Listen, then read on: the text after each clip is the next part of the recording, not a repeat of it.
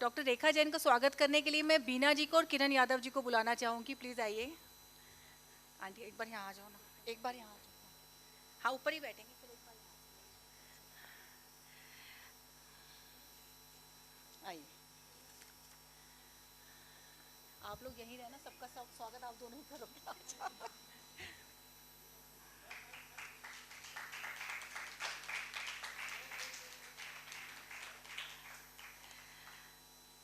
हमारी दूसरी पैनलिस्ट हैं Mrs Dheera Khandelwal, retired in 2021 from Indian Administrative Services. उन्होंने कानपुर यूनिवर्सिटी से फर्स्ट डिवीजन में एमए किया and then she did her LLB from Punjab University, और उनकी भी 14-15 पुस्तकें आ चुकी हैं। हाँ जी। इसके अलावा उनका commentary and digest on the right to Information Act volume 1 में उनका पब्लिश हुआ है। Commentary and digest on the right to Information Act और वॉल्यूम 2 में हुआ है एंड इन द ईयर 2014, और Haryana environment and pollution code in 2021। तो हम सब धीरा खंडेलवाल जी का स्वागत करते हैं। आइए प्लीज।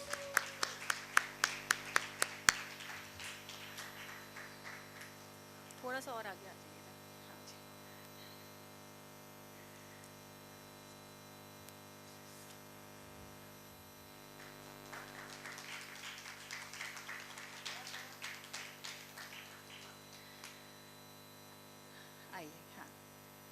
अब मैं डॉक्टर शालिनी जैन नवल का स्वागत करना चाहूँगी। She is a very good friend of mine, और इन्होंने प्रेस्टिजियस मौलाना आज़ाद मेडिकल कॉलेज दिल्ली से अपनी पढ़ाई की है। सरदार वल्लभ भाई पटेल चेस्ट इंस्टीट्यूट दिल्ली से इन्होंने पल्मोनोलॉजी का कोर्स किया है। National Institute of Reproductive and Child Health Kolkata से इन्होंने पढ़ाई की and she has been a gold medalist throughout, and she has been a complete doctor from practicing chest physician to gynecologist to infertility specialist. Or she has been doing wonderful work for underprivileged and poor couples by doing most affordable IVF at Gurgaon at very low cost. So huge round of applause.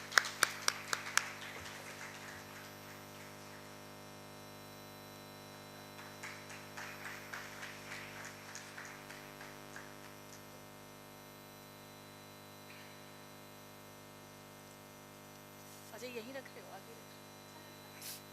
ठीक है। हाँ हाँ। हमारी चौथी panelist मेरी बिटिया है, जो कि एक मिलेनियल और थिंकर है, और जिसने मेरे खुद के विचार फेमिनिज्म को लेकर बहुत ज़्यादा बदले हैं। तो इसने इसने अपनी पढ़ाई यूके और यूएस से की है and she has been the president of SSDP, student of sensible drug policy in University of Miami. तो अभी हाल ही में इनकी शादी हुई है।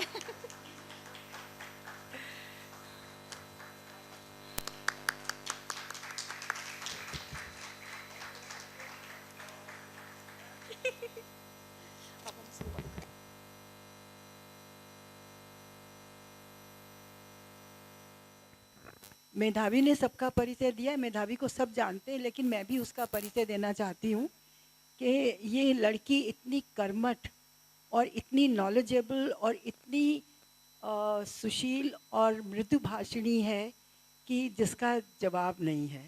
इतना ज्ञान होने के बाद भी कहीं कोई अहम की लकीर नहीं है, कहीं कोई स्व की भावना, गर्वित होने की भावना नहीं। पढ़ना पड़ेगा क्योंकि मेरी मेमोरी थोड़ी सी उधर हो गई है शायद। उसके लिए आप मुझे माफ़ कीजिए। लेकिन मैंने मेधावी से पूछा था कि जैन धर्म पे तो नहीं है, नहीं तो मैं बोल नहीं पाऊंगी, जैन धर्म कुछ भी नहीं बोल पाऊंगी। मैं इस वक्त कुछ और ही बोलना चाहती हूँ, पर मैं इस टाइम में इस समय मैं स्त्री शक्ति पे बोलना चाहती हूँ, क्योंकि एक स्त्री शक्ति ने इतनी सारी स्त्री शक्तियों को यहाँ इकट्ठा कर लिया है, तो उस पे बोलना बनता है। तो वैसे स्त्री शक्ति से हम लोग सभी परिचित हैं, और पुराने समय से स्त्री शक्ति के ऊपर हम सुनते आए हैं, उसके बारे में वर्णन होता आया है। स्त्री शक्ति की गाथा असल में एक साहस की, समुत्थान की गाथा है। समुत्थान माने रेजिलियंस की गाथा है। तो जैसे नदी का तीव्र बहाव सारे रास्ते के कंकड़ पत्थर झाड़ झंखाड़ बहा के ले जाता है, दूर फेंक देता है, उसी तरह स्त्री का ज्ञान, स्त्री की ऊर्जा सारे भय, सारी मिथ्या, सारे कलुष अपने साथ बहा के दूर कहीं फेंक देती है। और अगर स्त्री को अंदर से ये ज्ञान हो जाए कि उसमें शक्ति है, तो वो कुछ भी करने में समर्थ हो जाती है। लेकिन शक्ति का कोई रूप नहीं होता, शक्ति अरूप होती है, इन द सेंस की शक्ति समय काल खंड के हिसाब से, परिस्थितियों के हिसाब से और सोच के हिसाब से, मूल्यों के हिसाब से अपना रूप ले ले। तो शक्ति हर समय अलग अलग ढंग से दिखती है हमें। अगर हम सबसे पहले देखें तो महाभारत काल से हम अगर चले तो महाभारत काल में आपको सबको पता होगा अत्रि मुनि थे, जिन्होंने द्रोणाचार्य से कहा था शस्त्र फेंकने के लिए। तो उनकी पत्नी अनुसूया थी। अनुसूया के बारे में, उनकी शक्ति के बारे में शायद सब लोग न जानते हों। ऐसा हुआ था कि एक बारी ब्रह्माणी और पार्वती और लक्ष्मी में ये विवाद चला कि सबसे ज्यादा सती और सबसे ज्यादा पतिव्रता स्त्री कौन है। तो उन्होंने ब्रह्मा विष्णु महेश तीनों को अनुसूया के घर भेजा। तब अत्रि मुनि कहीं गए हुए थे, तो उन्होंने इन तीनों का स्वागत किया, उनको बिठाया और कहा आप भोजन ग्रहण कीजिए। तो तीनों ने कहा कि भोजन तो हम तब ग्रहण करेंगे जब हम स्नान कर लेंगे। उन्होंने कहा ठीक है। तो फिर उन्होंने कहा कि नहीं, हम व्यक्तिगत रूप से आपकी सेवा चाहते हैं। अब अनुसूया के सामने ये प्रश्न उठा कि अगर मैं इनकी व्यक्तिगत रूप से सेवा करती हूँ तो पति धर्म नष्ट होता है, और अगर मैं ये तो भोजन करेंगे नहीं बिना नहाए, अगर ये भोजन नहीं करते तो अतिथि धर्म मैं नष्ट करती हूँ। तो उन्होंने इन तीनों को नन्हे नन्हे बालकों में परिवर्तित कर दिया और उसके बाद इनको अपना स्नान करा, इनके उम्र के हिसाब से इनको खाना परोस दिया। तो इस तरह उन्होंने अपना सती धर्म और अपना अतिथि धर्म दोनों का निभा किया। आगे कहानी जानने की अगर आपको नहीं पता मैं बता सकती हूँ। जानते हैं क्या?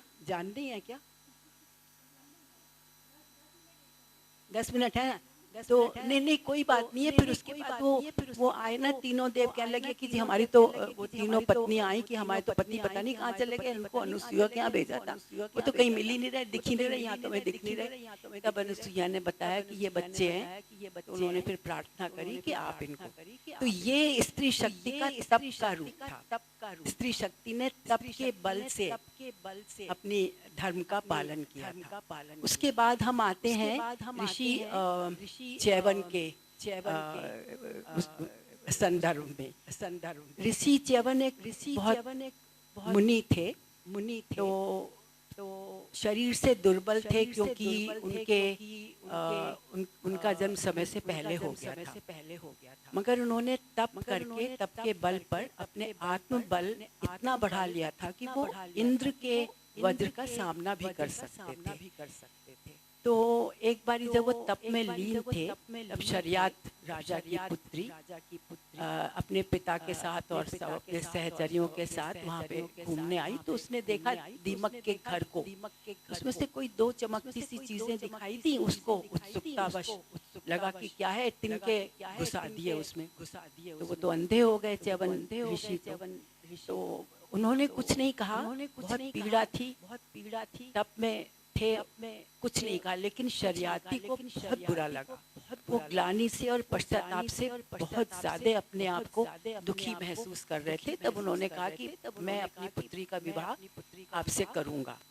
उन्होंने कुछ नहीं कहा। उन्होंने कहा नहीं, ये तो उसकी बात है, इसने अनजाने में किया। पर वो माने नहीं, कहने लगे कि ये आपकी सेवा करेगी क्योंकि अब आप देख नहीं सकते। तो सुकन्या ने अपने आप को उसी स्थिति में ढाल लिया, उसे स्वीकारा और उनकी सेवा करी। थोड़ा बहुत औषधियों का ज्ञान था, तो औषधि भी जड़ी बूटी के द्वारा बना के गाँव वालों की भी सेवा करी, पति की भी सेवा करी। 14 वर्ष तक निरंतर वो मन से प्राण से सब करती है। तो अश्विनी कुमारों ने इसकी परीक्षा लेने के लिए सोचा, तो इनके पास आए, कहने लगे कि हमसे शादी कर लो। उन्होंने कहा कि कोई सवाल ही नहीं है। फिर वो दोनों ऋषि अश्विनी कुमार और च्यवन नदी पे गए, नहा के आए, तो तीनों च्यवन ऋषि बन गए। तो उन्होंने कहा कि अब तुम्हारा पति कौन है, तुम पहचान लो। उन्होंने पहचान लिया। सुकन्या ने 14 वर्ष तक एक निष्ठ रूप से तपस्या करी थी, उनको संभाला था। तो वो बहुत खुश हो गए। उन्होंने च्यवन ऋषि को कायाकल्प उनका कर दिया था। तो ये स्त्री शक्ति का एक और रूप है। स्त्री शक्ति ने इस बारी रूप लिया एक निष्ठता का, कर्तव्य परायणता का और अपने दृढ़ व्यवहार का। तो इस तरह से स्त्री अपने शक्ति रूप को बदलती रहती है। इसी तरह से ये आपने आदि शंकराचार्य का तो नाम सुना होगा। तो आदि शंकराचार्य ब्रह्मा के मानस पुत्र थे। तो उन्हीं के समय में मंडन मिश्र नाम के भी एक विद्वान पंडित थे, जिन्होंने दर्शन शास्त्र में उसकी मीमांसा करी थी और बहुत अध्ययन किया था। प्रकांड पंडित थे। तो दोनों के बीच शास्त्रार्थ हुआ और निर्णायक बनाया गया मंडन मिश्र की पत्नी को, अभया भारती को। तो अभया भारती ने दोनों के गले में ताजे फूलों की माला डाली और कहा कि जो भी माला, जिसके गले की माला पहले सूखेगी वो हारा हुआ माना जाएगा और उसको दूसरे की शिष्यता स्वीकार करनी पड़ेगी।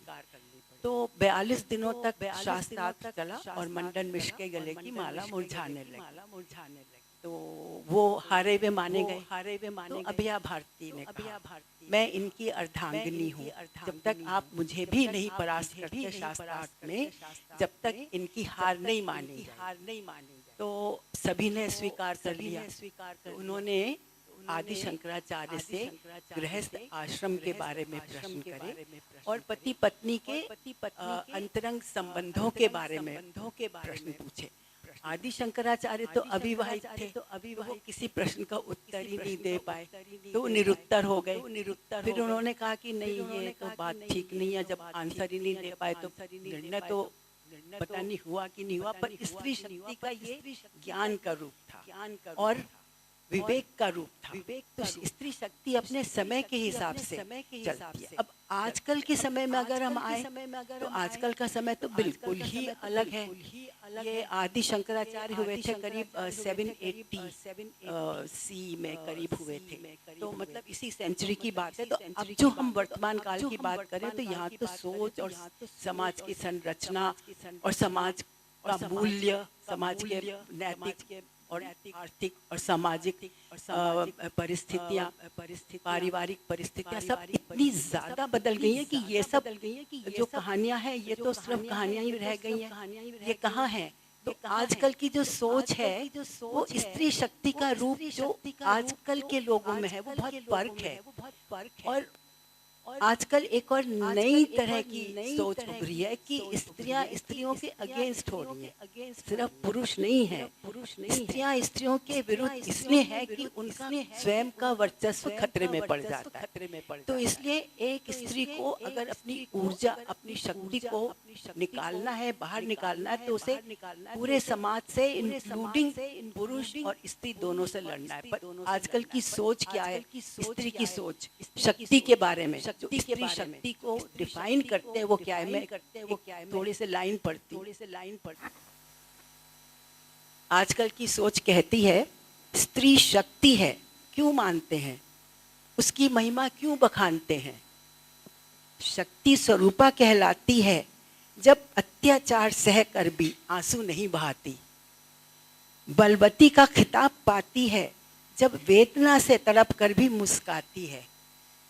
साहसी कहलाती है जब प्रताड़ना सहकर मूक रह जाती है।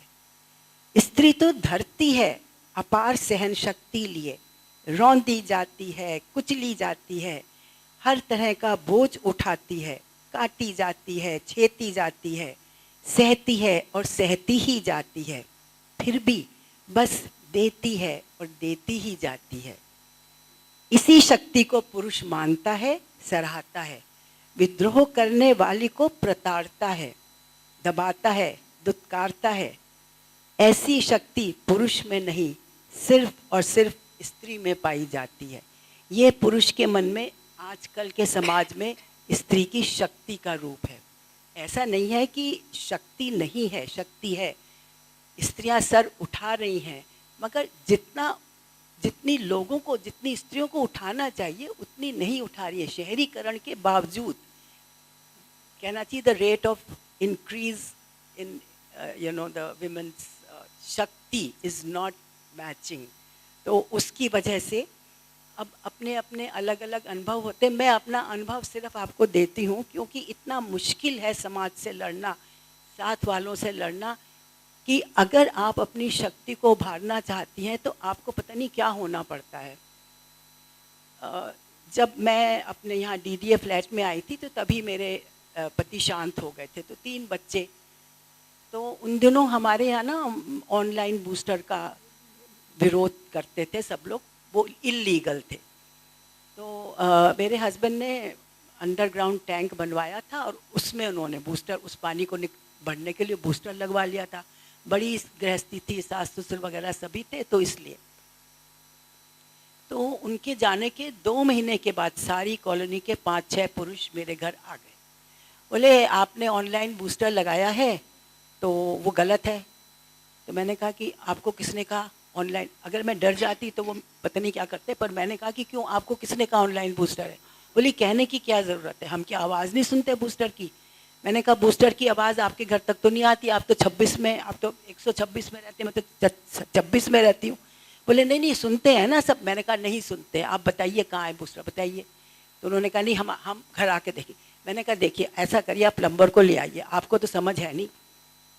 मैंने ऐसा ही बोला उनसे, मैंने कहा आपको समझ नहीं है, प्लम्बिंग कहाँ से पाइप गए, प्लम्बर ले आइए, मेरे घर आइए, मैं इतने चाय बनाती हूँ, आप इतने प्लम्बर से दिखवा लीजिए। और मैं अंदर आ गई, सारे लोग चले गए। तो अगर आप आंसर नहीं कर सकते तो आपको तो वो दबाएंगे ही। अभी मेरे घर में रेनोवेशन हुआ तो मलबा निकला, अब वो मलबा निकलेगा, जब पूरा काम होगा तो मैं फिकवा दूंगी। लेकिन उन्होंने कहा इस स्त्री को तो सबक सिखाना ही है। अभी आजकल बच्चे नहीं है मेरे साथ, तो मैं अकेली हूँ। तो उन्होंने कहा अरे मज़ा आ गया। अब हम ये करते हैं कि इनको हम बताते हैं। बोले कि मलबा हटा लीजिए। मैंने कहा काम ख़त्म होगा मैं हटा लूँगी, अभी काम चल रहा है ना। मगर उन्होंने म्यूनिसिपैलिटी से मेरे नाम वारंट इशू करवा दिया जेल भेजने का। और मैंने कहा ये कैसे हो गया, ये तो मेरा तो अभी काम ख़त्म हो गया, 4 तारीख को ख़त्म हुआ है, 6 तारीख को मलबा उठ गया। उन दिनों ट्रकों का आना जाना बंद हो गया था, फिर भी मैंने किसी तरह से मैनेज करके फिकवा दिया। मेरे को जेल भिजवाने का उन्होंने नोटिस भिजवा दिया। तो मैंने हमारी व्हाट्सएप ग्रुप में लिखा, मैं अपनी कॉलोनी के मर्दों को कहना चाहती हूँ कि एक 83 साल की स्त्री को जेल भिजवाने के लिए जो उन्होंने मर्दानगी दिखाई है उस पर उन्हें गर्व होना चाहिए। उसके तो खैर ना तो मैं कोर्ट गई और हर्जाना भी नहीं भरा, क्योंकि उनको समझ आ गया कि ये इस तरह का मतलब बहुत लड़ना पड़ता है, बहुत ज़्यादा लड़ना पड़ता है ना। अकेली स्त्री को और भी ज़्यादा लड़ना पड़ता है। पर सिर्फ अकेली स्त्री नहीं, मैं एक ऐसी स्त्री को जानती हूँ जो सबके बीच में रहती है, अपने सास ससुर और सब कुछ। तो ये मुस्लिम परिवार है। तो मुस्लिम परिवार में वो जो स्त्री है वो अपने पति द्वारा भी बहुत ही इल ट्रीट की जाती है, तो इसलिए घर वाले भी उसके साथ अच्छा व्यवहार नहीं करते। तो वो एक बारी पति बाहर जाता है तो एक कोई दरवेश आए, तो दरवेश का भाषण सुनने गई। तो दरवेश कह रहे थे कि औरत सारे गुनाहों की जड़ है, जितनी बुराइयां हैं सारे इसका जड़ है, और इसीलिए फरिश्ते औरतों से संबंध नहीं रखते। तो इससे रुकाने गया, इसने पूछा तो फिर औरतें क्या करें? तो उन्होंने कहा औरतें सिर्फ सब्र करें और दुआ मांगें, तभी उन्हें जन्नत मिलेगी। अब इनसे रहा नहीं गया, बोली जन्नत तो मिलेगी लेकिन वहाँ तो फरिश्ते रहते हैं, वो तो नपुंसक होते हैं, तो वहाँ पे स्त्री क्या करेगी? वो जो भी फरिश्ते होते हैं, जन्नत तो चली जाएगी लेकिन जन्नत में तो फरिश्ते होते हैं और फरिश्ते तो नपुंसक होते हैं, तो वहाँ पे वो करेगी क्या? तो वो बेचारी घर आ गए सब लोग। पति को जो पता चला उसने कहा, एक तो गई ऊपर से ऐसी ऐसी बातें ठोक के आ गई। उसने उसने उसको लेके एक मुक्का जमा, लेकिन वो मुक्का पता नहीं कहाँ गया, वो खुद जमीन पे लौट रहे थे। उन्होंने कहा ये क्या हो गया? उन्होंने कहा कि तू ठहर, मैं तेरे को अभी तलाक देता हूँ। उनमें तो तलाक तलाक तलाक हो गया, तो मैं तेरे को तलाक देता हूँ। तो इसने कहा कि तुम मेरे को तलाक क्या दो, मैं ही तलाक लूंगी, मुझे मेहर दे दो और मैं जा रही हूँ। तो उसने कहा कि नहीं दूंगा मेहर। तो मैंने कहा कि उसने कहा तुम तलाक कैसे दोगी? फिर बात बढ़ने लगी तो सासू माँ ने कहा कि इसको मैं मेहर दे देती हूँ, मैं तू जा। तो मेहर ले आ उसने और चली गई। उसके बाद वो एक कमरा लेके रहने लगी और वहाँ उसने जितना भी कॉरेस्पॉन्डेंस से हकीमी ज्ञान था वो पढ़ा। लोग बाग उसको थू थू करने लगे कि देखो अकेली रहती है, कितने इसके प्रेम पत्र आते हैं, थैले के थैले भर भर के सब आते हैं कागजात, तो कैसी इसके तो पर निकल आए। उसके बाद उसने जो हकीमी सीख के लोगों का इलाज किया है, अपने बच्चों को पाला है, तो वो धीरे धीरे करके उसका मान सम्मान समाज में बढ़ा। सासू माँ अकेली रह गई, उसके बेटे तो चले गए संसार छोड़ के। तो सासू ने कहा बिटिया आजा मेरे घर। उसने कहा कि नहीं, जब बीमार होगी आ जाऊंगी, वरना मैं यहाँ ठीक हूँ। तो ऐसी स्त्रियाँ कम होती हैं, अभी कम हैं। और मुझे लगता है कि ऐसी शक्ति आप समय के हिसाब से, समय की सोच के हिसाब से आप उसके विरुद्ध खड़ी हों तो आप अंत तक खड़ी हों, बीच में छोड़ के ना भागें। तो ये बहुत ज़्यादा इम्पोर्टेंट है कि अगर आपने बीच में छोड़ दिया तो ना आप इधर की ना उधर की, है ना। तो इसलिए करके तो स्त्री शक्ति एक ऐसी शक्ति है कि वो देखिए, पुरुष और स्त्री की शक्ति, पुरुष और स्त्री आपस में प्रतिस्पर्धा नहीं कर सकते, क्योंकि पुरुष और प्रकृति मिलकर सृष्टि की रचना करते हैं। इसलिए दोनों शक्तियाँ फर्क हैं। स्त्री की शक्ति फर्क है, पुरुष की फर्क है। स्त्री की शक्ति के साथ उसकी करुणा, उसकी ममता, उसकी सहृदयता वो भी मिली होती है। इससे उसकी शक्ति का निखार कुछ और होता है। तो जो आजकल मुझे के लगता है तभी ना इंटरनेशनल वुमेन्स डे 2024 की जो थीम है वो है वुमेन इंक्लूजन। मतलब एक औरत को दूसरी औरत की हेल्प करनी चाहिए, एक स्त्री को दूसरी स्त्री की हेल्प करनी चाहिए। और ये सिर्फ हमारे इंडिया में, ये हमारे सोसाइटी में नहीं है, this is rampant world over. अरे मैं आपको बताती हूँ, मैं अमेरिका गई, बगल में वहाँ पे एक ओल्ड लेडी रहती थी, मुझे देखती थी, मैं अपनी ग्रैंड डॉटर को घुमाया करती थी, तो वो थैंक यू, तो वो अपनी वो मिठाई का डब्बा मेरे को देने को कह रही है। तो वो मेरे से कहने लगी कि I really really love you and I am jealous of you, क्योंकि उसको उसके बच्चे छोड़ के चले गए। तो ये प्रॉब्लम सब जगह है।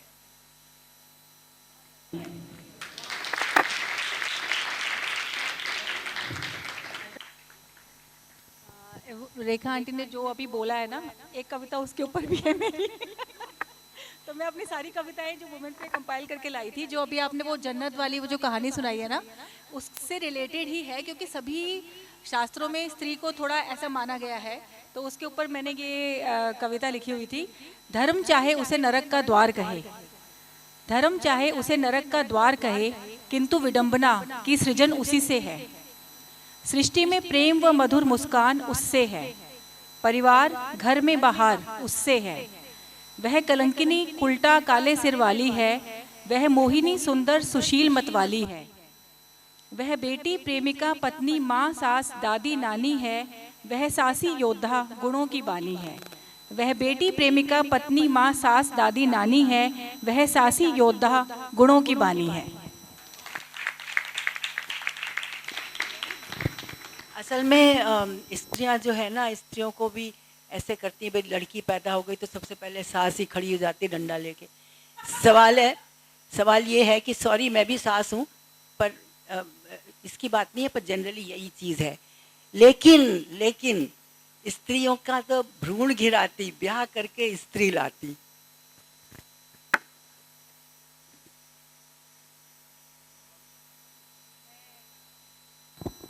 धीरा खंडेलवाल जी से रिक्वेस्ट करूंगी कि रेखा आंटी ने जो पॉइंट बोले हैं उनके ऊपर आपका कुछ है, या आपका जो प्रोफेशनल करियर रहा है उसमें आपने क्या क्या वुमेनहुड को इवॉल्व होते हुए देखा इन योर करियर, आप उस पर प्रकाश डालिए please. Thank you so much मेधावी जी। आप आज का जो थीम है वो है celebrating womanhood.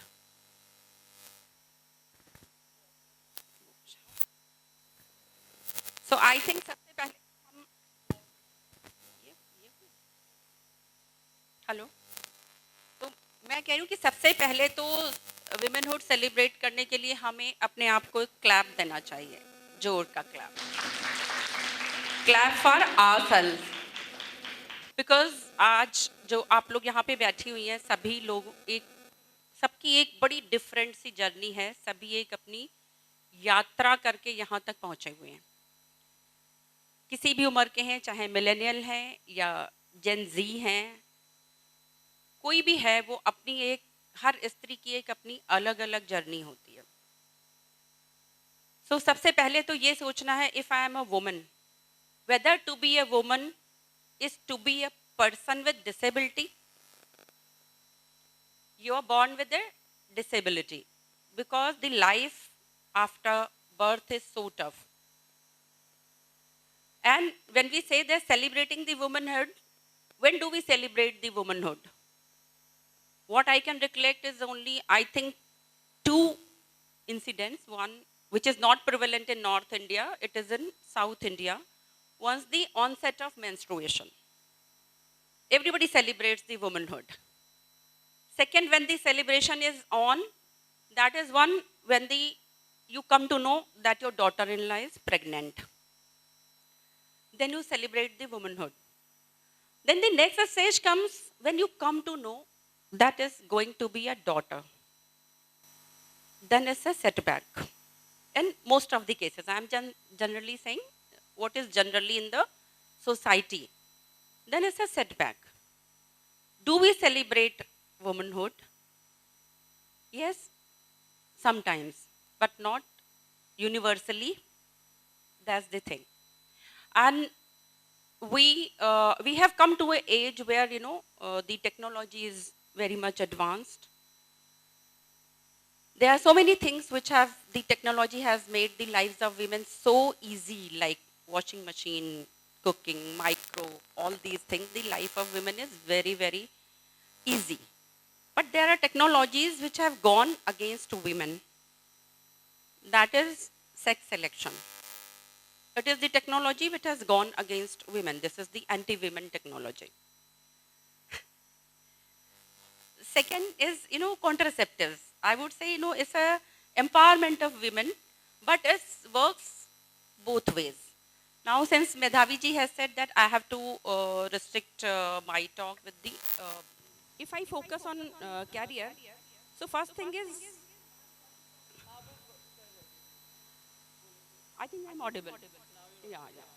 So, if a girl decides to be a career woman, like career means, choosing a profession. All girls, they don't want to work. Not every woman wants to work.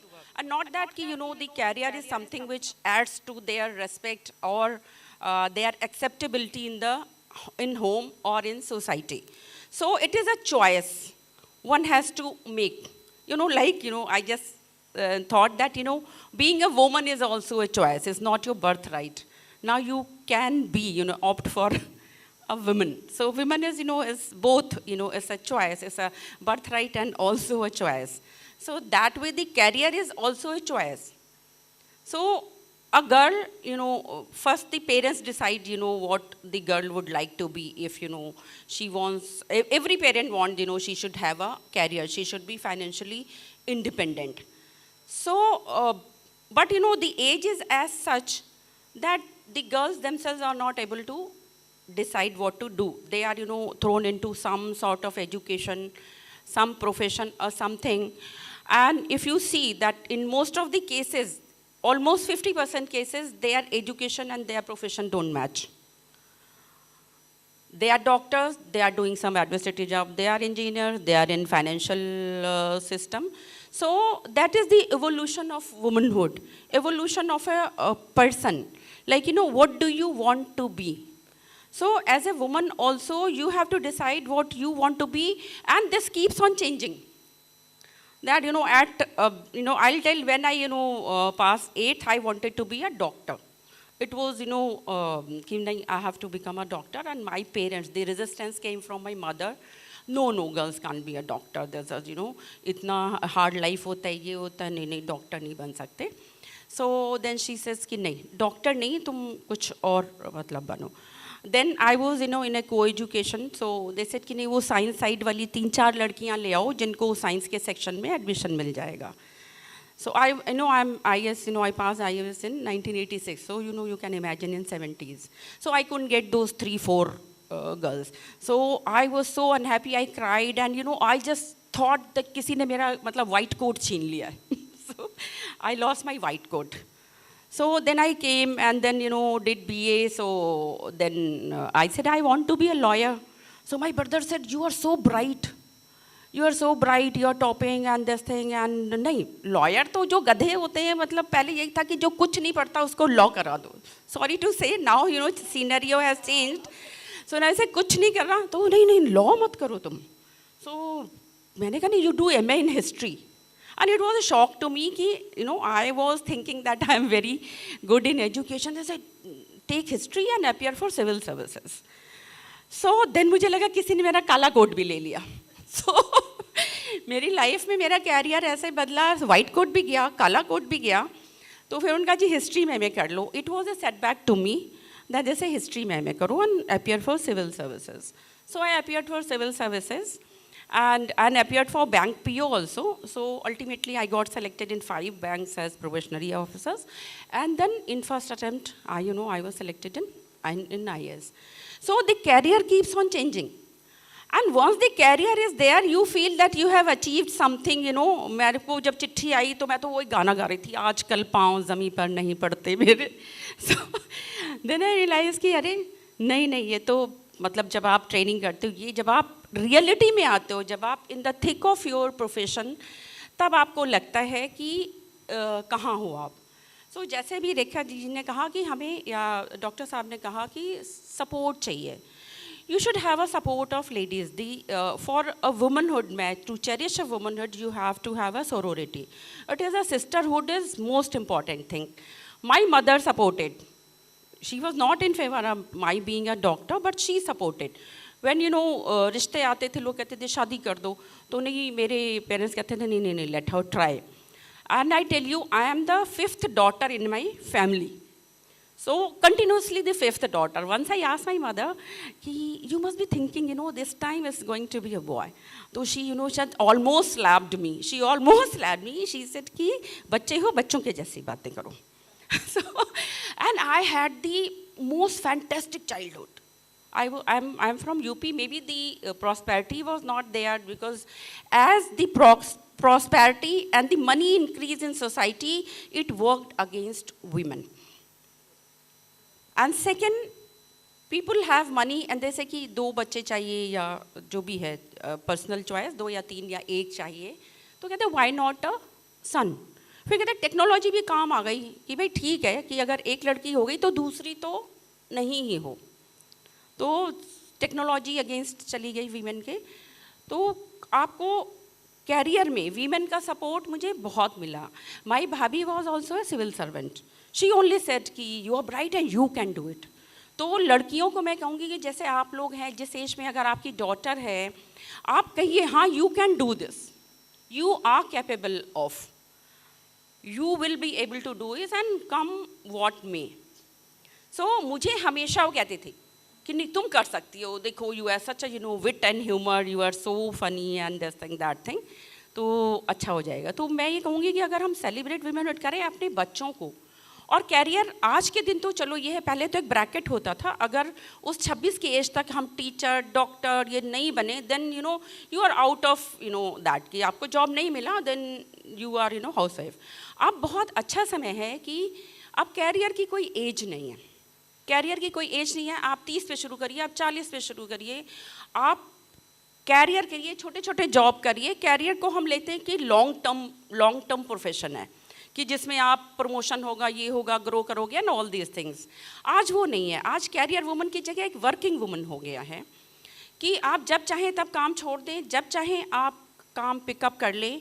आपको अपनी skills upgrade करने के लिए इतनी online courses मिले हुए हैं जो आप कभी भी अपग्रेड कर सकते हैं। एंड मैरिज इज़ नो बार, ठीक है। एंड आप मैरिड हैं, आप अनमैरिड हैं, what ever it is, but the main जो I said the quadruped of women's life is from my experience, may not be true for everybody, but I feel there are 4 स्तंभ, 4 स्तंभ हैं जो एक career हो सकता है। एंड वन इज़ रिलेशनशिप, आपकी फैमिली, और आपकी financial independence, and the fourth is your self care, self love and your laser.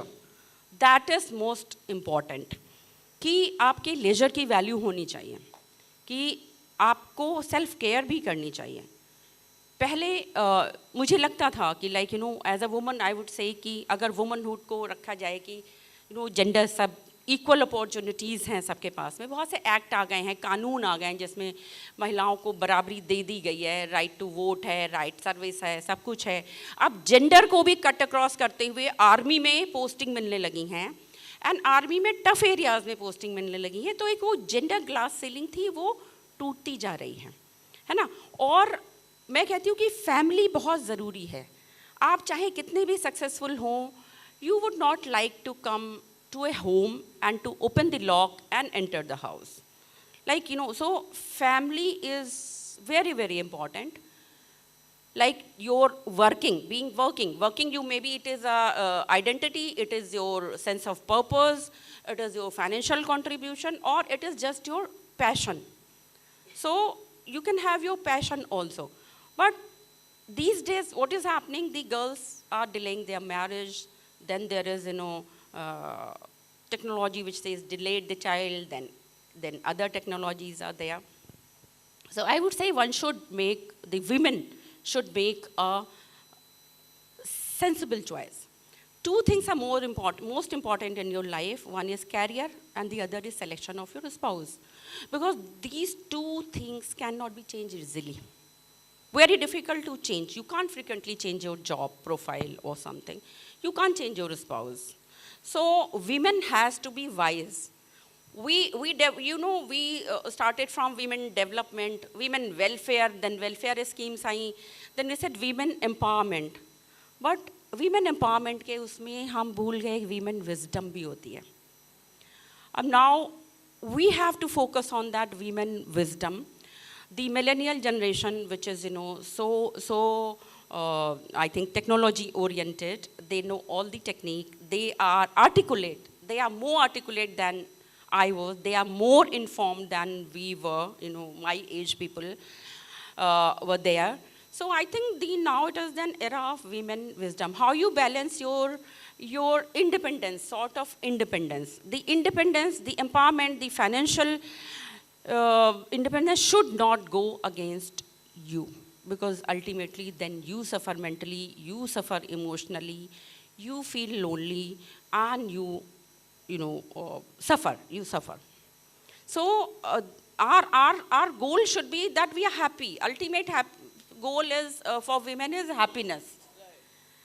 If you are a career woman, you are not happy, it's of no use. If you are a housewife, you are not happy, you are agitated, this thing is of no use. Better you do a job, you work from home, work from part-time job, whatever it is, whatever makes you happy. The ultimate fulfillment of life is being happy. Like kabhi dekha hum logon ne ki life is more important. And I would say ki treat your body, treat yourself with kindness and with respect. As a womanhood, I would say that our lives are respected, our bodies are respected, our work is valued. Our work is valued whether we do it at home or somewhere. For women, I would say if you are a career minded, for women is what? It is a responsibility, because if I fail as a woman, then the women folk fail. You know, in Haryana, ladies were not posted as deputy commissioners. So there was a time in 99 and 2000 when CM thought, no, let's post women also, IAS officers also as deputy commissioner.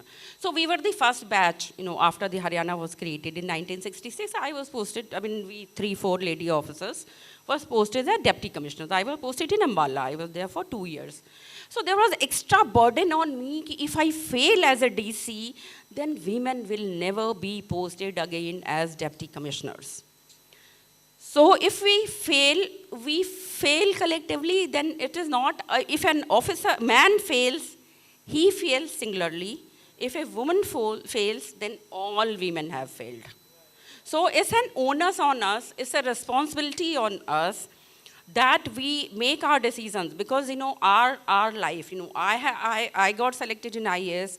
In my distant relations and, you know, friends, first, you know, they would say, acha, Dheera aa sakti hai IAS mein, to koi bhi aa sakta hai. You know, they thought, because the looks are deceptive sometimes.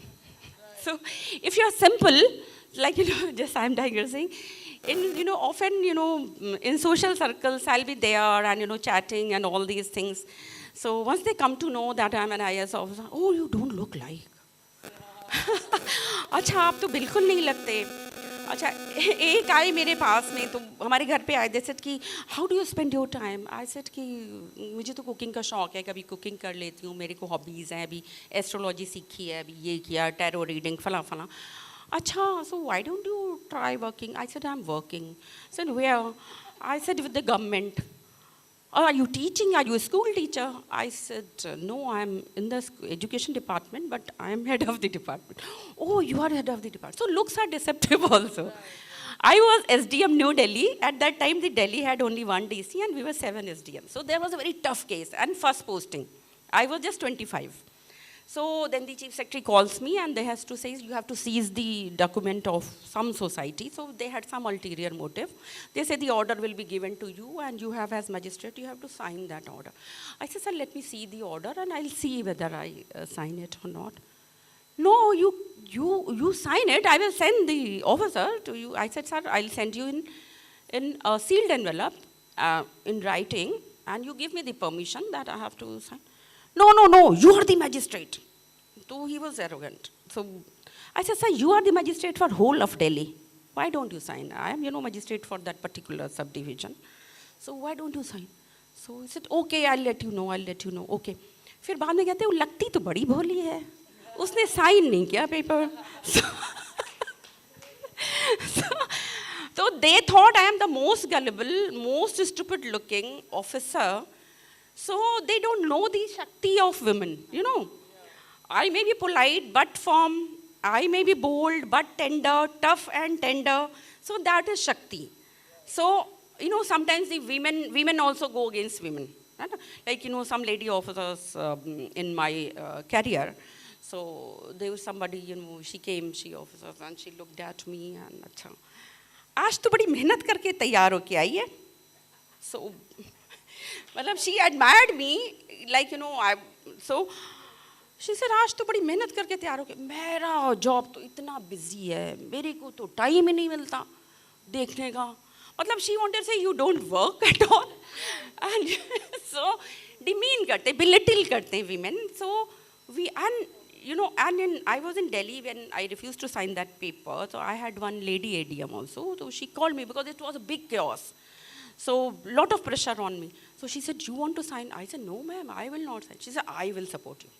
So I had the support of lady in my first posting. She guided me and she gave me support. And that one support from one lady continued with me throughout my career. And I was bold. I was bold. And I had the best of lady bosses. My best boss was lady and my worst boss was a lady. She will phone me at 9:15. That whether I have reached office, she will phone me at 2:30, whether I have come back from lunch. She will phone me at 4:45, whether I am still in the office. I had the, both the things. But I would say that it is a responsibility. Whatever you do, be responsible. It has the ripple effect. So now we have to use our wisdoms. That if we have got a freedom, we have got the opportunity, we should not let it go and waste. Thank you.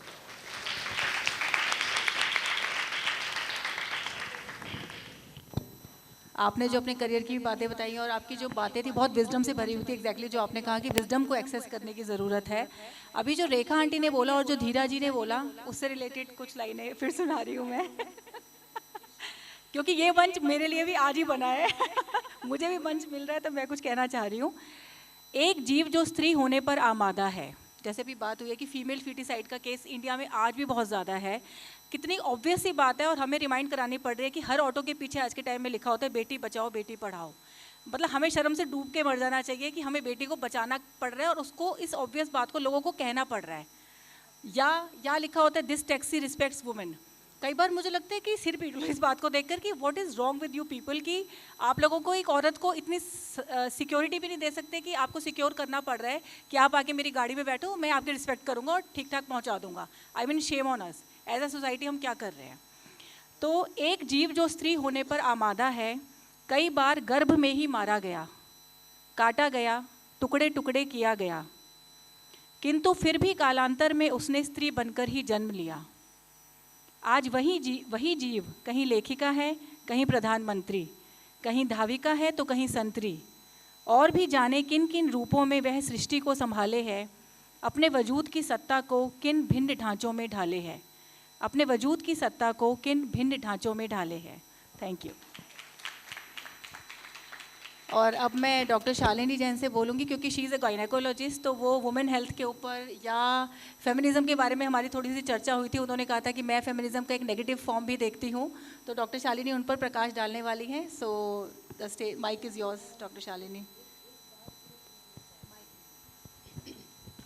मुझे अभी मतलब इनकी धीरा जी की बात सुन के एक बात याद आई कि मेरे ही मौसा जी, तो मौसी जी के 4 बेटियां हुई, बड़ी मौसी जी के 4 बेटियां हुई, तो छोटी मौसी जी ने कहा कि जी अब आप 5वां बच्चा मत करना।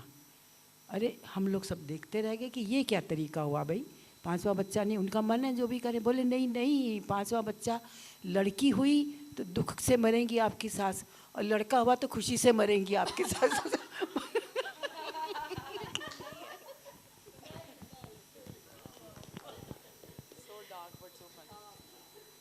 Thank you, Medhavi. Jai Janendra, all of you. Topic given to me is health and feminism. And being a Jain, I have involved some principles of Jainism as well. हमारे तीर्थंकरों ने नारी को समोशरण में उत्तम स्थान दिया है। ऋषभ देव जी ने सबसे पहले शिक्षा ब्रह्मी और सुंदरी को दी और उसके बाद उन्होंने भरत और बाहुबली भगवान को दी। अक्षर एवं विद्या अंक उन्हीं से हमें मिला है। इसी परंपरा को हम आगे ले जाते हुए आज सारी स्त्रियां प्रेसिडेंट बन रही हैं, प्राइम मिनिस्टर बन रही हैं, डॉक्टर, इंजीनियर्स, प्रोफेसर्स बन रही हैं, और हमारी अपनी मेधावी जो एक सेलिब्रिटी ऑथर और अब एक एंटरप्रेन्योर बन रही है। शिक्षित और सांस्कृतिक होने के साथ साथ मर्यादा का पालन करना ही फेमिनिज्म है, एक हेल्दी फेमिनिज्म है।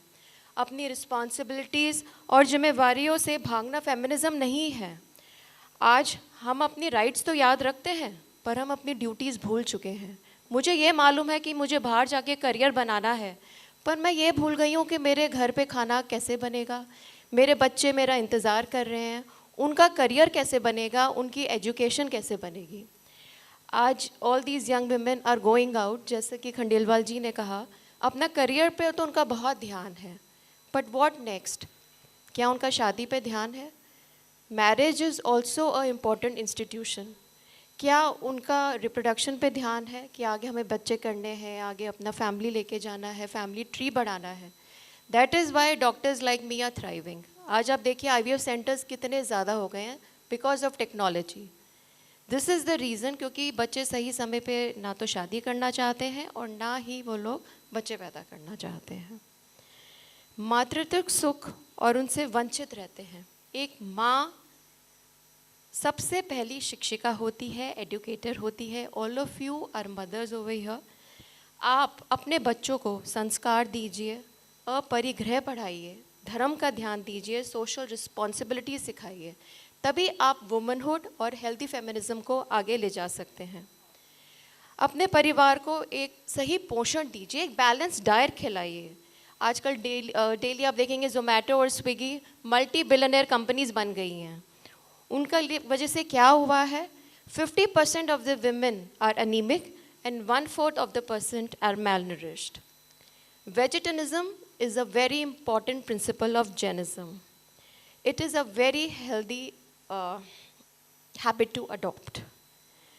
And आप देखेंगे जैसे आजकल Virat Kohli, Shahid Kapoor, all of them are turning vegans. इसका एक बहुत scientific advantage है. It reduces the environmental pollution, carbon print reduce होता है, incidence of cancer in colon and gut reduce होता है, क्योंकि हम animal DNA ingest नहीं कर रहे हैं तो cancers हम में कम पाए जाते हैं. In women, the rate of breast and cervical cancers is really high. इसको रोकना बहुत ज़रूरी है. तो आप एक बैलेंस डाइट फॉलो करिए, एक एक्सरसाइज रिजीम फॉलो करिए, डेली हेल्थ चेकअप्स के पास जाइए अपने डॉक्टर्स के पास, और वैक्सीनेशंस लगवाइए जो कि सर्वाइकल कैंसर के लिए अवेलेबल हैं. In fact government of India is also promoting the cervical cancer vaccination programme. Next आता है दिन छिपने से पहले खाना, eating before sunset. Why is this important? It really helps in reducing your lifestyle disorders like diabetes, blood pressure, because ये healthy digestion को promote करता है.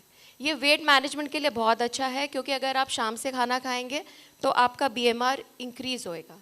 आप शाम को खाना खाएंगे, टीवी के आगे बैठ के खाना नहीं खाएंगे तो आप mindful eating करेंगे. Minimalistic approach of Jainism and the concept of अपरिग्रह is very important. जीवित रहने के लिए अल्पाहार बहुत है. ये हमारे सारे मुनिगण हम इस चीज़ का जीवंत उदाहरण है. हमारा शरीर नश्वर है तो हमें बहुत ज़्यादा खाने की ज़रूरत नहीं है. देन स्लीप डिसऑर्डर्स में भी ये हेल्प करता है. फिर ईटिंग बिफोर सनसेट तो 3-4 आवर्स का जो इंटरवल होता है, आपको एक अच्छी नींद आती है. भक्तांबर जी से मैंने देखा है आजकल हम लोग बहुत, मेरी फ्रेंड्स हैं जो भक्तांबर हीलिंग कर रही हैं. So that is a form of reiki healing these days. So I feel we should adopt these alternative health habits also. Spiritual discipline can be very inspiring to our children, which leads to good mental health to them. हमारे बहुत से ग्रंथ हैं जैसे समयसार, बारे भावना, समाधि भावना, जो हमें कंटेंटेड रहना सिखाते हैं और हमें अपरिग्रह भी सिखाते हैं. एक और सिद्धांत है अहिंसा, जिसकी मैं एक बहुत स्ट्रॉन्ग फॉलोअर हूँ. डिस्पाइट बीइंग अ डॉक्टर, मैं एक बार ना विद्यासागर महाराज जी के दर्शन करने गई थी और मैंने तभी दैट वाज इन 92 मैंने मौलाना आज़ाद में एडमिशन लिया था. तो मेरे फूफा जी थे, उन्होंने कहा ये डॉक्टर बन रही है महाराज जी, तो उन्होंने कहा बस तुम्हें एक ही करना है कि तुम्हें भ्रूण हत्या नहीं करनी है. और मैंने उनका वो आशीर्वाद समझ के मैंने वो ही फॉलो किया उनका. And I try my level best not to do any abortions. And I tell my patients adopt contraception. अगर आपको बच्चे नहीं चाहिए तो आप कॉन्ट्रासेप्टिव्स हैं उनको अडॉप्ट करिए. Don't go for unwanted pregnancy.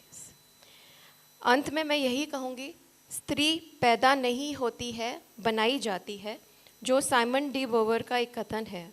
समाज अपनी आवश्यकता के अनुसार स्त्री को ढालता आया है. अब ये आपके ऊपर निर्भर है, आप कौन से सांचे में ढलना चाहती हैं. जय जिनेंद्र.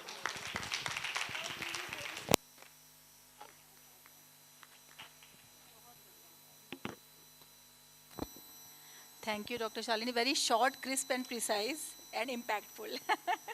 बहुत बढ़िया.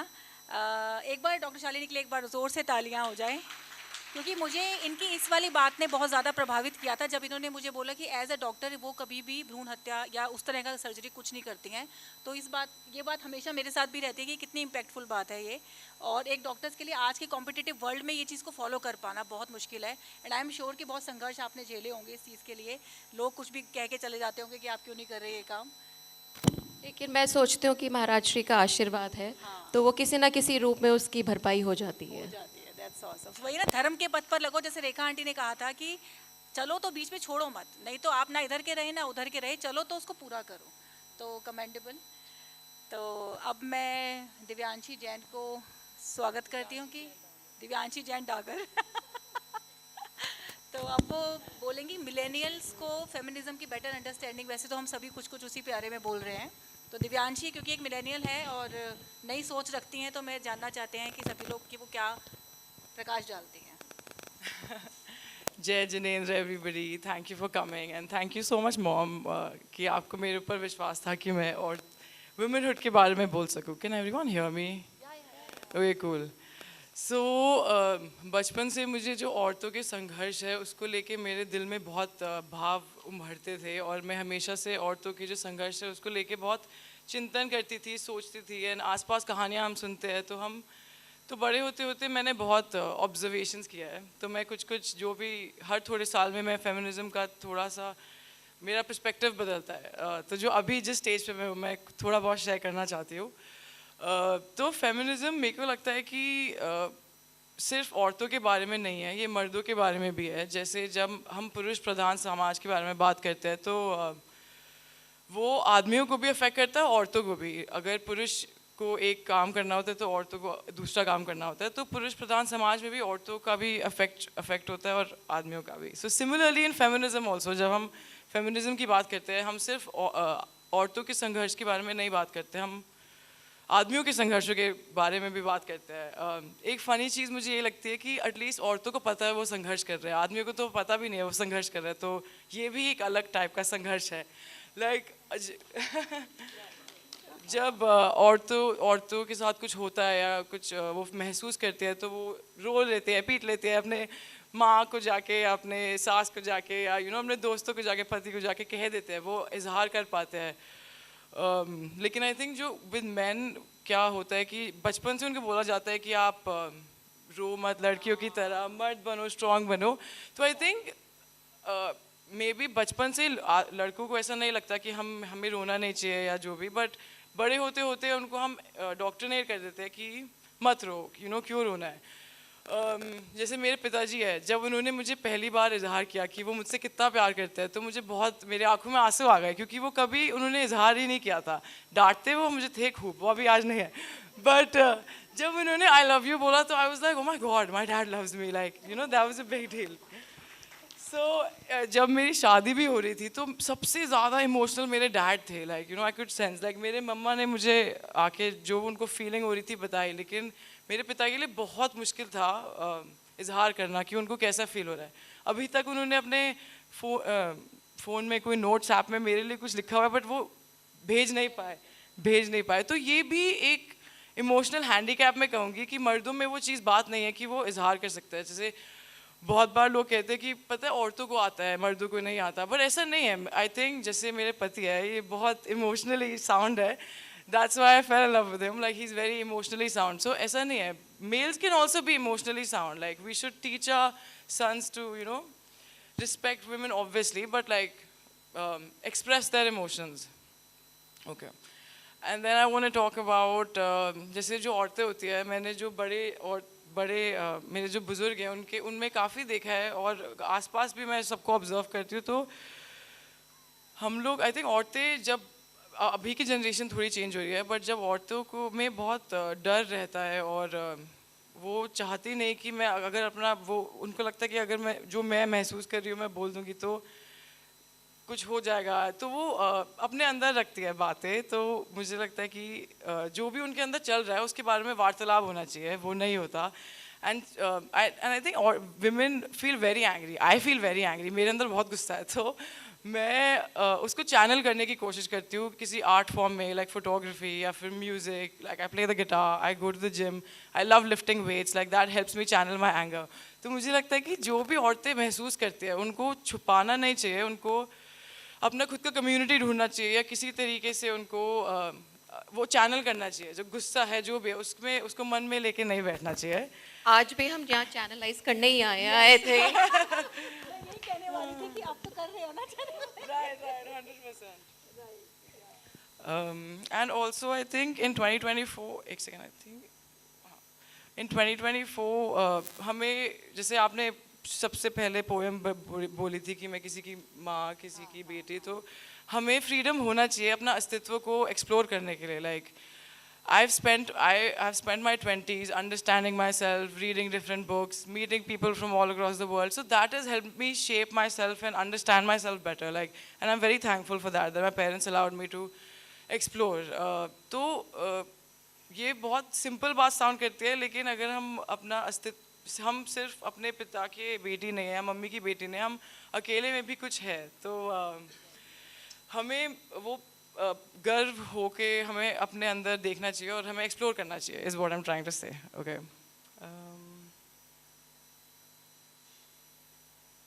एंड मैं यंग लोगों के लिए ये कहना चाहती हूँ कि जैसे जब मैं बड़ी हो रही थी तब मेरे मम्मा शी गॉट इनटू लिटरेचर. उन्होंने लिटरेचर पढ़ा बहुत और उन्होंने लिखना शुरू किया और तब उनका दायरा बढ़ा. एंड बिकॉज उनका दायरा बढ़ा मैं उनसे बात कर पाती थी अलग अलग विषयों के बारे में और उससे मेरा भी दायरा बढ़ा. तो मेरे हिसाब से हमें डर डर के नहीं रहना चाहिए और बात करनी चाहिए अपनी बेटियों से स्पेशली. बिकॉज टीनेज में हमारे साथ बहुत सारी चीज़ें हो रही होती है जो हम खुल के नहीं बोल पाते. बट अगर नॉन जजमेंटल जोन बने where I mean journalism also supports non judgement. I think अगर हम ओपनली खुले दिल से खुले दिमाग से सिर्फ बात करें, चाहे वो कोई भी बात हो, सेक्स के बारे में बात हो या फिर अब्यूज़ के बारे में बात हो, वायलेंस के बारे में बात हो, I think there should be a safe space to talk about it. तो मैं यंग लोगों के लिए ये बोलना चाहती हूँ कि आपके लाइफ में कोई एक इंसान होना चाहिए बड़ा जिसके साथ आप बात कर सको कि आपके में लाइफ में क्या चल रहा है.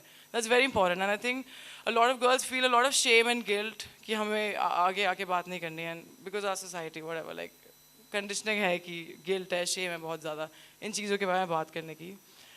And that's it. या that's all I want to से.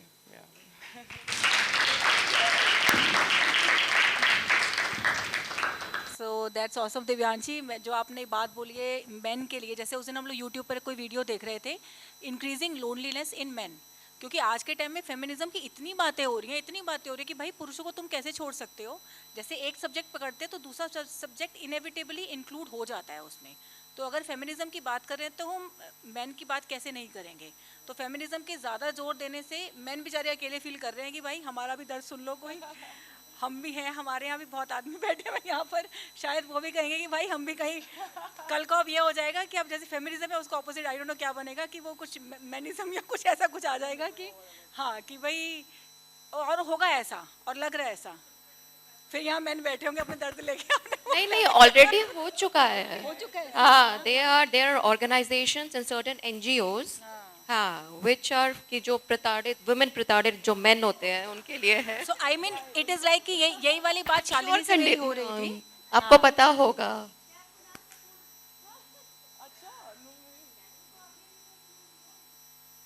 क्या लिए? कौन? शेफ कुणाल का. अच्छा. Yeah, true that. Obviously, yes, true that. Yeah. तो गलत बात का हमें विश्लेषण करना चाहिए. हमें एक्सेप्ट नहीं करना चाहिए. हाँ. जैसे मुझे याद आया जो प्रताड़ना की बात हो रही है. मैं एक बार वीमेन कमीशन में थी तो उसमें फील्ड में जा कर के थोड़ा सा हियरिंग और ये सब होता था, कंप्लेंट्स आती थी. तो एक बार हम गए तो वो एक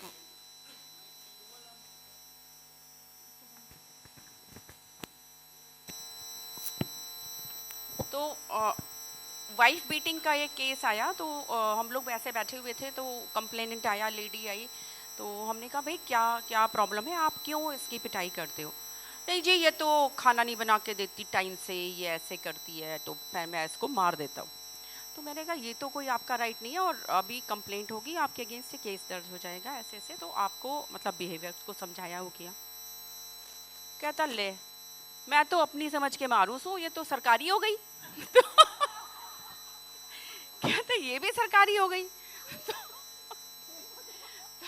ये भी रिएक्शंस होते हैं. इसी से जुड़ी ना मुझे एक कहानी याद आ गई. मुझे लेखिका का नाम याद नहीं है. हमने एक बार एक कहानी पढ़ी थी और उसमें ये था कि एक लेडी है जो समर्थ है थोड़ी और उसके यहाँ जो मेड काम करते हैं उसका पति उसको रोज़ मारता है और वो रोज़ उस मेड का यही रोना होता है कि घर आके डेली उसको कहानी करती है आज मेरे पति ने मुझे यहाँ मारा, ऐसे करा वैसे करा. सालों साल होते जाते हैं. याद आ गया ना आपको. सालों साल हो जाते हैं. एक दिन फिर वो ये होता है कि वो जो औरत है उसको सपोर्ट करती है, तो छोड़ क्यों नहीं देती, तो ये क्यों नहीं करती, कहती नहीं जी हमारा तो जीवन इन्हीं के साथ लेके हम तो वो ये सब करते हैं। फिर एक दिन होते कुछ दिन वो मेड आती नहीं है, फिर उसको लगता है पता नहीं क्या हो गया, कहीं ऐसा ना हो ज़्यादा मेजर कुछ इशू हो गया हो। तो वो एक दिन फिर से वो मेड जब दोबारा आती है, वो पता वता कराती है, उसके घर जाती है उसका पता करने। वो देखती है वो मेड ज़ोर ज़ोर से रो रही है, ज़ोर ज़ोर से रो रही है, उसका पति शांत बैठा है कुर्सी पे। कहती है भाई पति तो तेरा ठीक ठाक है, तो क्यों रो रही है। कह रही हाय मेम साहब मैं क्या करूँ, ये मेरे को मार ही नहीं रहा है। वो कहती है कि मुझे आदत पड़ी हुई है, ये मार नहीं रहा, इसका मतलब इसके साथ कुछ गलत हो गया है, किसी ने कुछ जादू टोना कर दिया, क्या कर दिया मेरे को समझ नहीं आ रहा। और पूरी उसने रो रो के भीड़ इकट्ठी कर रखी है कि मुझे मारेगी तो वो मेरे लिए नॉर्मल है, that is normal. I mean sad reality. तो इवेंचुअली ये दिखाते हैं आधा पौना घंटा 1 घंटा वो ड्रामा चल रहा है, और इवेंचुअली वो पति उठ के खड़ा होता है, उसको मारना शुरू करता है, ले अब ठीक है, ये ले मारा है। कहती है अब ठीक है चलो चलो घर चलो घर चलो। आई मीन ये कहानी थी है, तो याद है जो आज तक हम लोगों ने पढ़ी हुई है अभिव्यक्ति की किसी बुक में। हाँ तो ओके, अब मेरी बारी है फेमिनिज्म पर बोलने की। 1 सेकेंड की। जैसा दिव्यांशी ने बोला था कि हम जीवन के अलग अलग पड़ाव पर अलग अलग सब्जेक्ट को अलग अलग पर्सपेक्टिव से देखते हैं। तो अभी जो उसकी एज है, न्यूली वेड है, और जो उसने अभी तक फेमिनिज्म को एक्सप्लोर किया है, और जिस एज में मैं हूँ अभी तक जो मैंने फेमिनिज्म से समझा है या जो सीखा है, उसके बारे में मैं अपनी जो कुछ लर्निंग्स हैं वो शेयर करना चाहूँगी।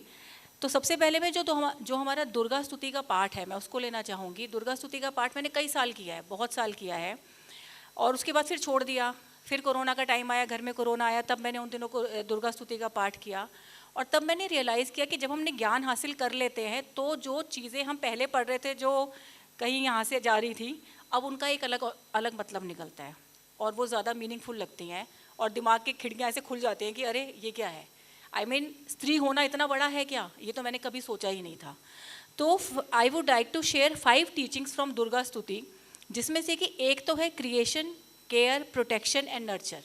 जो फेमिनिन एनर्जी है not only on this planet, in the whole universe, जो फेमिनिन एनर्जी है उसका ये काम है।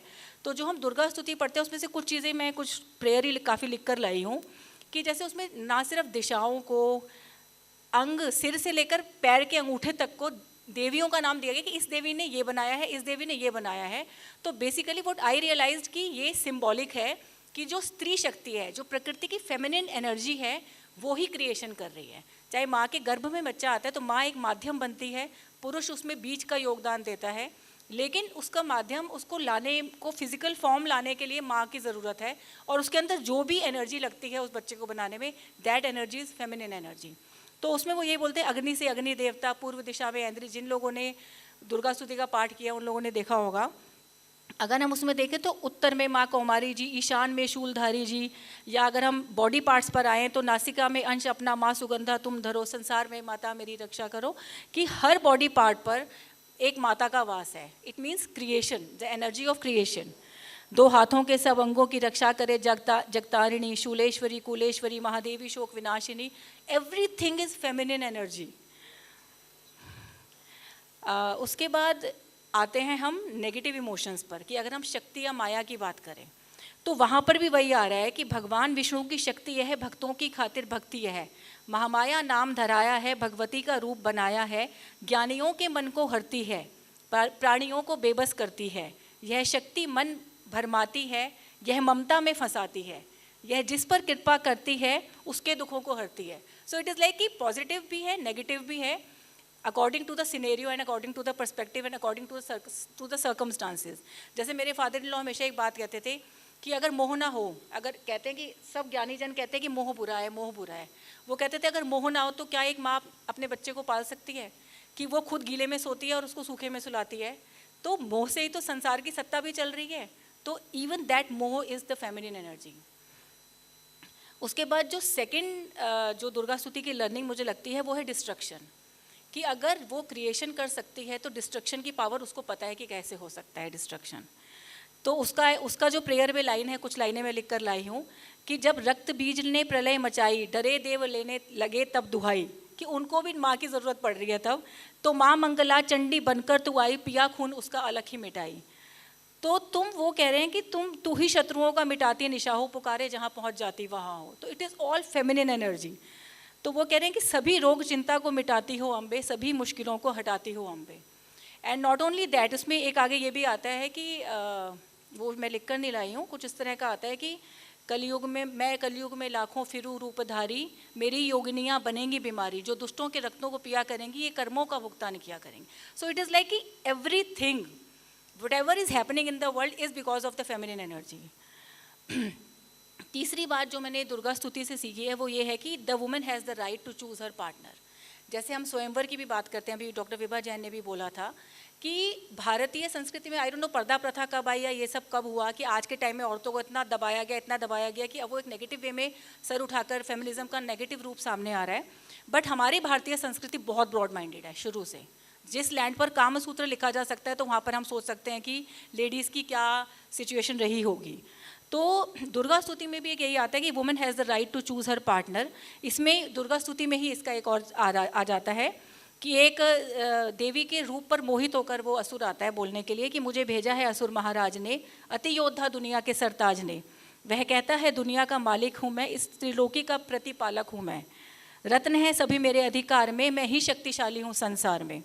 अब वो कहता है कि अति सुंदर तुम स्त्री रत्न हो क्यों नष्ट करती सुंदरताई को, बनो मेरी रानी तो सुख पाओगी, न भटकोगी वन में न दुख पाओगी. जवानी में जीना वो किस काम का, जो मिलाना विषय सुख जो आराम का. जो पत्नी बनोगी तो अपनाऊंगा, मैं जान अपनी कुर्बान कर जाऊंगा. अब देवी ये कह रही है कि ओ एक्सक्यूज मी अपनी पावर को रखो अपने पास. वो ये कह रही है, अब उसने कहा डांट कर सुन अरे मूर्ख खोल के कान, सुना मैंने वह दैत्य बलवान है, वह दुनिया में शहजोर धनवान है, सभी देवता उससे हारे हुए, छुपे फिरते हैं डर के मारे हुए. यह माना कि रत्नों का मालिक है वो, सुना यह भी सृष्टि का पालक है वो, मगर मैंने भी एक प्रण ठाना है, तभी ना उस असुर का हुक्म माना है. जिसे जग में बलवान पाऊंगी मैं, उसे कंत अपना बनाऊंगी मैं. जो है शुंभ ताकत के अभिमान में, तो भेजो उसे आए मैदान में. तो शुंभ निशुंभ जग का संहार करने वाली जो देवी है, वो देवी का ही तो एसेंस हम सबके अंदर है, और क्या है. लेकिन हम उससे बहुत दूर होकर हम शारीरिक प्रदर्शन को या सोशल मीडिया पर ऊट पटांग पोस्ट डालकर अपने आप को पावर दिखाना चाह रहे हैं. या आज के टाइम में जैसे हम देखते हैं कि जो स्कॉलर्स हैं या जो साइंटिस्ट हैं, बड़ी बड़ी लेखिकाएँ हैं, उनकी जो फेम है वो बहुत कम है, रादर देन द जो बॉडी शो कर रहे हैं या इस तरह की जो लाइन में है. I am not criticising them, they are doing their job, that doesn't mean कि that others need to be ignored. So it is like that. तो यहीं पर एक और टीचिंग एक और आ जाती है कि मुझे जो लगता है पर्सनली, आई डोंट नो कि कुछ लोग एग्री करेंगे कि नहीं करेंगे, कि जो फेमिनिन एनर्जी है गृहस्थी को चलाने के लिए जब वो अपनी मैस्कुलिन एनर्जी को ढूंढती है, that masculine energy has to be one step ahead of that power, that feminine power. ये मेरी अपनी ऑब्जर्वेशन भी है.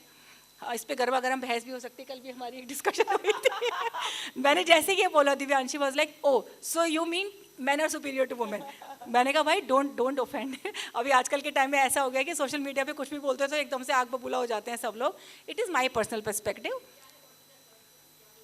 आंटी मैंने ये बोला कि जब एक औरत अपने पति को चूज़ करती है लाइफ पार्टनर को, जैसे अभी यहाँ पर 2-3 बार ही लोगों ने कहा है कि स्त्री लाइफ पार्टनर अच्छा होना चाहिए. अभी यहाँ पे बोला था तीनों में से किसी ने कि लाइफ पार्टनर जब अच्छा होता है तो ये औरत को हक है कि वो अपना लाइफ पार्टनर चुने.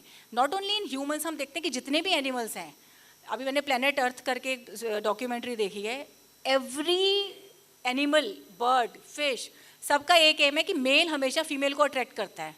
किस लिए? क्योंकि बच्चे पैदा करने, उसको अपना वंश आगे बढ़ाना है, और उसके लिए उसको फीमेल चाहिए. I mean this is such a beautiful thing. But उसको हम एज अ स्ट्रेंथ अपने लिए कैसे देखें.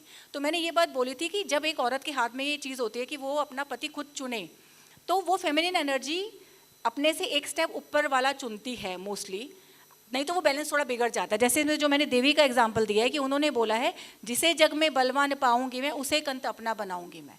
So basically this is what my opinion is. इसमें किसी को कोई ऑफेंड होने की ज़रूरत नहीं है. This is my opinion. अब अगर मैं बात करती हूँ कि 5 things that make me feel strong as a women, उसमें मैं ये बोलना चाहूँगी कि हम सभी औरतें यहाँ पर बैठे हैं, और आई थिंक आदमी भी सभी मानते हैं कि एक औरत घर को घर बनाती है. जैसे कहते हैं कि माँ से मायका होता है. मैं मेरी शादी को 30 साल लगभग होने वाला है. घर जाती हूँ तो मम्मी नहीं है तो घर नहीं है मेरे लिए. माँ है तो घर है, माँ से मायका है. बच्चे बड़े हो गए हैं हमारे, हमें पता है कि हमने इस घर को कैसे बिल्ड किया है.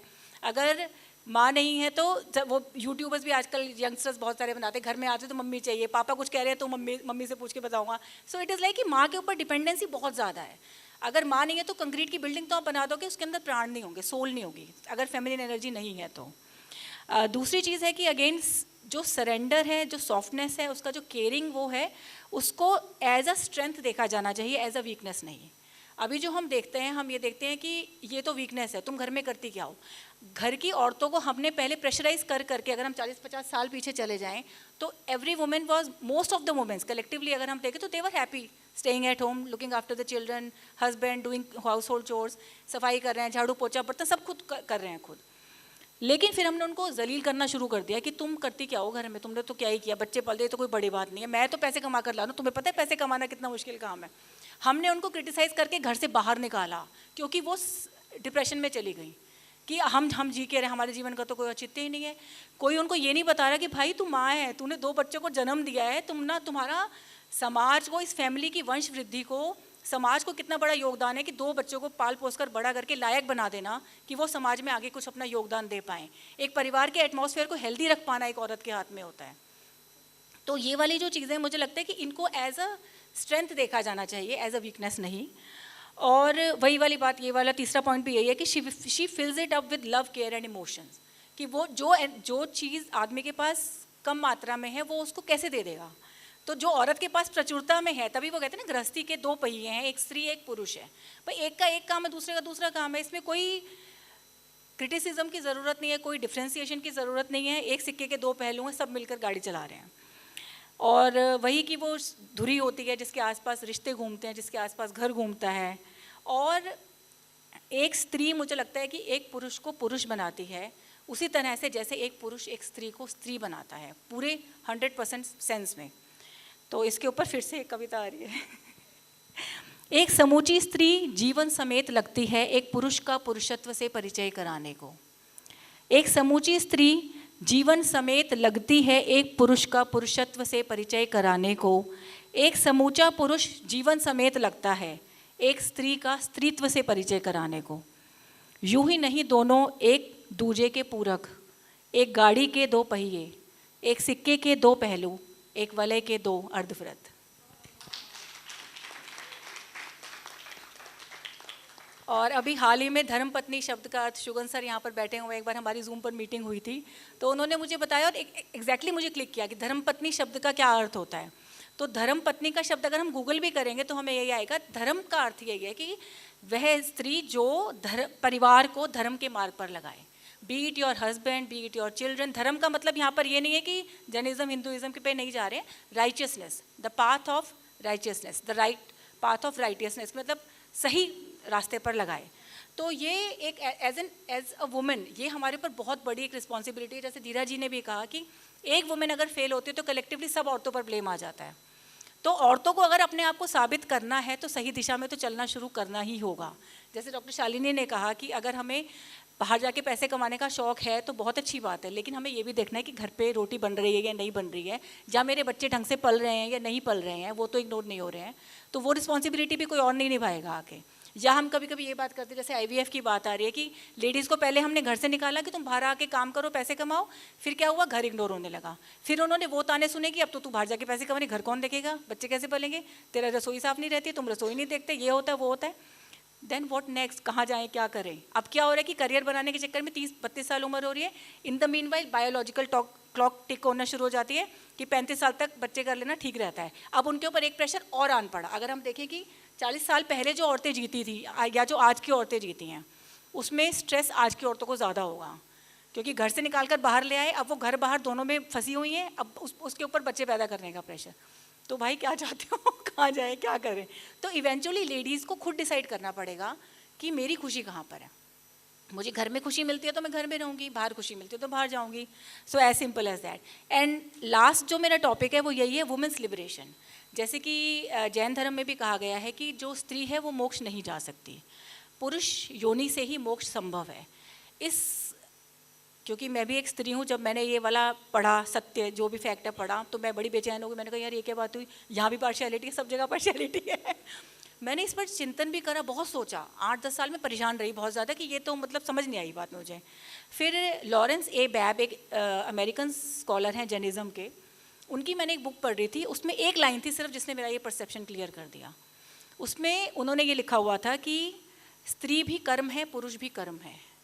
तो अगर हम देखते हैं even every philosophy, every religious philosophy, everywhere in the world it is said that the soul doesn't have a gender. जीव का कोई लिंग नहीं है। तो अगर वो पुरुष योनि से जा रहा है तो पुरुष को भी वहीं छोड़ के जा रहा है, पुरुष मोक्ष नहीं जा रहा, जीव मोक्ष जा रहा है। तो इस लाइन ने मेरा ऐसा धुंध क्लियर कर दी कि उसके बाद से आई वॉज एट पीस की okay okay that I am a women, this is my Karma, this is not that कि मैंने मोक्ष जाना है, मोक्ष उसका है ही नहीं, स्त्री का है ही नहीं। So that is it from now, thank you so much.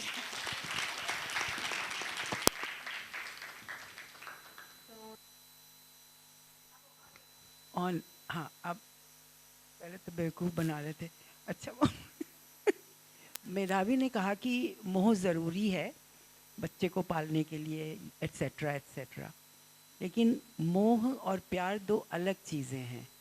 मोह ज़रूरी नहीं है, प्यार ज़रूरी है, ममता ज़रूरी है।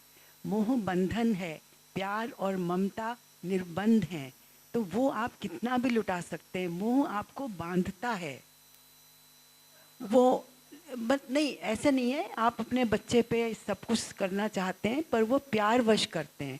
मोह में आप बंधते हैं तो आप डिस्टिंक्शंस करते हैं, आप सेग्रीगेशन करते हैं, तो दो बच्चों में भी सेग्रीगेशन हो जाता है। फिर इसी तरह से कोई किसी ख़ानदान में लड़कियां ज़्यादा होती हैं तो लड़के के प्रति मोह हो जाता है, और कभी लड़के ज़्यादा होते हैं तो एक लड़की पैदा हो गई तो वो मोह हो जाता है, तो लड़के नेग्लेक्ट हो जाते हैं।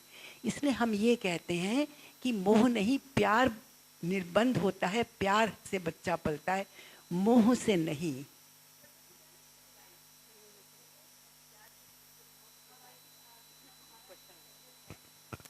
हमारा जो ये सेशन है निर्मला आंटी ऑनलाइन भी है, यूट्यूब पर लाइव कुछ लोग देख रहे हैं, तो I would request you to speak in the mic. अब हम सबके सेशंस हो चुके हैं, हम सब ने जो बोलना था बोल दिया। अब हम क्वेश्चन आंसर के लिए ओपन कर रहे हैं मंच को, तो जिसके जो भी क्वेश्चंस हैं, आपको किसी बात से डिसएग्रीमेंट है वो भी आप कह सकते हैं, अग्रीमेंट है, सपोर्ट में, अगेंस्ट, कुछ भी कह सकते हैं। तो कॉर्डलेस माइक दे दें। हाँ जी, अगर आपका किसी का प्रश्न किसी एक विशिष्ट पैनलिस्ट से है तो आप प्लीज़ उनका नाम लेकर कह सकते हैं कि आपसे मेरा प्रश्न है।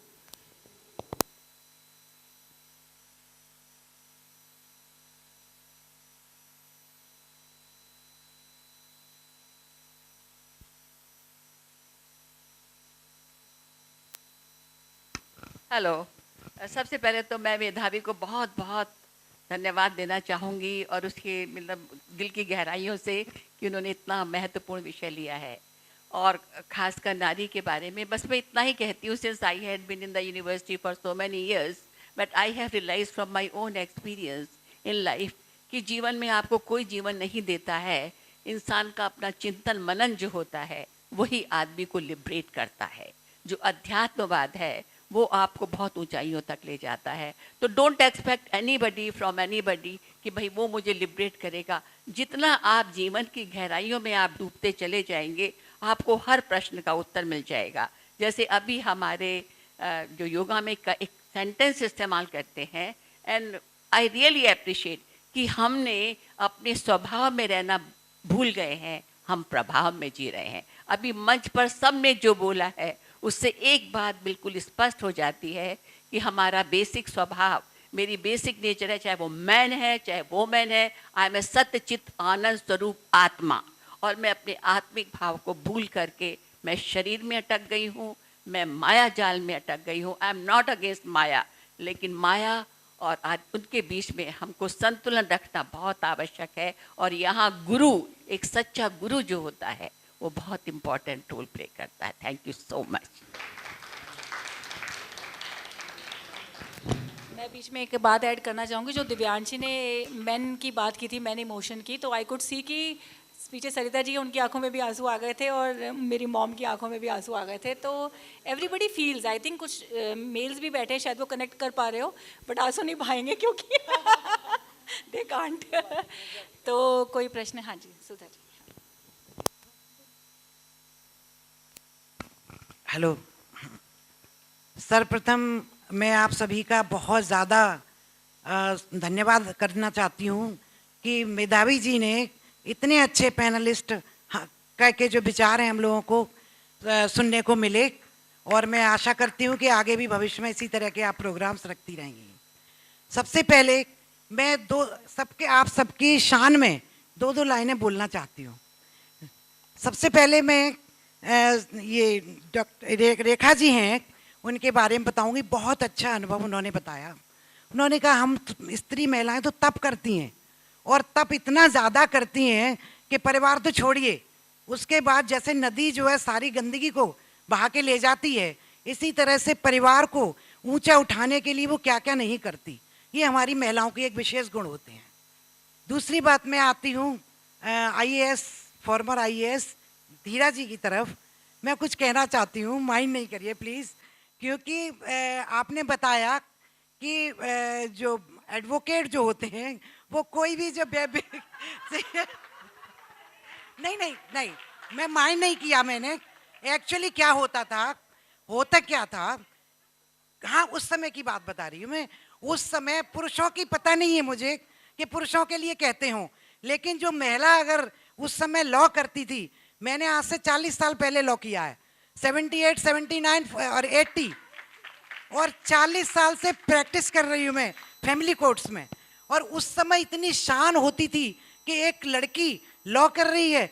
अजीब बात है, देखिए, जबकि उस समय कॉमर्स भी नहीं दिया जाता था लड़की को पढ़ने के लिए कि नहीं बिजनेस में नहीं जाएंगे, तो एक शान हुआ करती थी कि महिलाएं जो हैं लॉ कर रही हैं, और बहुत शान से हम लोग करते हैं। और आज भी मैं प्रैक्टिस करती हूँ, 40 साल हो गया मुझे, मेरे को बुरा नहीं लगा, बहुत अच्छी सोच है। Let me speak.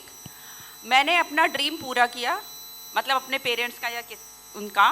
मेरे फादर भी लॉयर थे, मेरे ब्रदर अभी सुप्रीम कोर्ट में प्रैक्टिस कर रहे हैं। My husband also did LLB, LLM and PhD in law.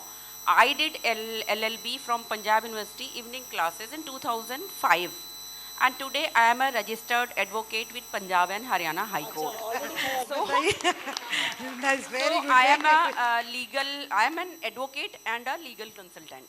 देखिए, एक और आपके सामने सच आ गया कि उस समय कितनी शान हुआ करती थी। और ऐसा नहीं कि हम लोग कमज़ोर थे या हमारे पेरेंट्स जो है कुछ करना नहीं चाहते थे, उनकी इतनी हिम्मत थी कि नहीं मैं अपनी बेटी को लॉ कराऊंगा, किसी को कुछ बोलना है तो बोल के देखिए। नहीं, ऐसा कुछ नहीं था, क्योंकि देखिए समाज हर समय कुछ ना कुछ क्रिटिसाइज करता चला आ रहा है। हमारी जो पॉजिटिविटी है, अगर आप उसकी तरफ से चले जा रहे हैं, आप अच्छा काम कर रहे हैं, तो किसी की हिम्मत नहीं है कि आपको कोई भी कुछ कमेंट करे। बाद में जब आप ऊपर चले जाते हैं, आप ऊंचे और उठते चले जाते हैं, तो वही समाज आपको अप्रिशिएट करता है। और आपने जो इतना अच्छा पद मिला इतनी मेहनत करके, तो ये भी हमारे उस समय के समाज की एक बहुत बड़ी शान थी, जो शान की बात होती थी। दूसरी बात ये कि हम लोग जो हैं, हमारे ऊपर जो महिला होते हुए ये बोलते हैं कि भाई बहुत परिवार का वजन आया। मैंने 40 साल से प्रैक्टिस की, मेरा पूरा परिवार, मैंने बच्चे को अपना सुप्रीम कोर्ट का लॉयर बनाया, LSC से LLM कराया, और संस्कार, जैन संस्कार दिए। और उसके अलावा मैंने अपने जीवन में क्या किया, मैं डाइवोर्स लॉयर हूँ, लेकिन मैं आप सबकी बताना चाहती हूँ कि मेरे हाथ से आज तक एक भी डाइवोर्स नहीं हुआ। नाम मेरा डाइवोर्स लॉयर है। सब डरते थे कि इनके पास नहीं जाना क्योंकि ये डाइवोर्स नहीं होने देंगी। तो ये मैंने अपना जैन धर्म को फॉलो करते हुए, जैसे बहुत अच्छी और इतना नाम था मेरा कि काउंसलिंग सेंटर में मुझे एवरी संडे मुझे बुलाया करते थे। इतनी काउंसलिंग की मैंने कि हजारों फैमिली मैंने उनके घर बसा दिए। तो ये भी ये अपना धर्म है।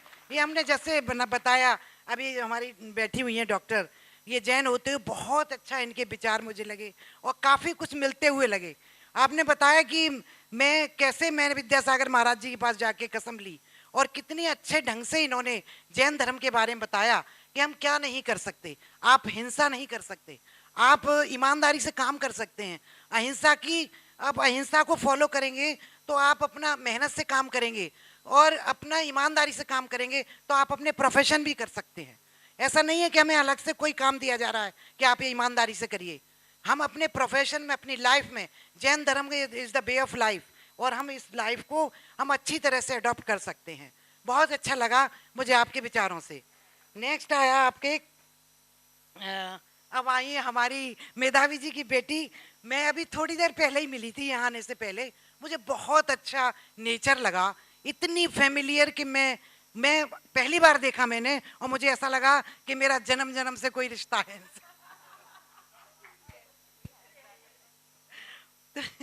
तो मुझे पता नहीं क्योंकि पहली बार मिली, बहुत अच्छा लगा।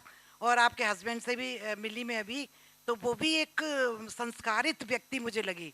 तुरंत उन्होंने पैर छुए मुझे झुक के, मुझे लगा कि ये तो मेरे ही दामाद आ गए क्या बहुत सुंदर आपने अपने हस्बैंड को चुना है, रियली जैसा कि अभी बोल रही थी कि मैं जो है ये सब लड़की को ये होना चाहिए कि मैं अपने मन से, अपने विचारों से अच्छा एक पति चुनना चाहिए।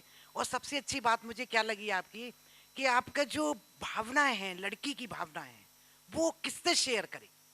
और जो आज इतना बड़ा जो सारा जगत में इतनी नई नई चीजें आ गई हैं, तो किससे बोले, कुछ समझना चाहती है, कुछ पूछना चाहती है लड़की, तो किससे शेयर करे।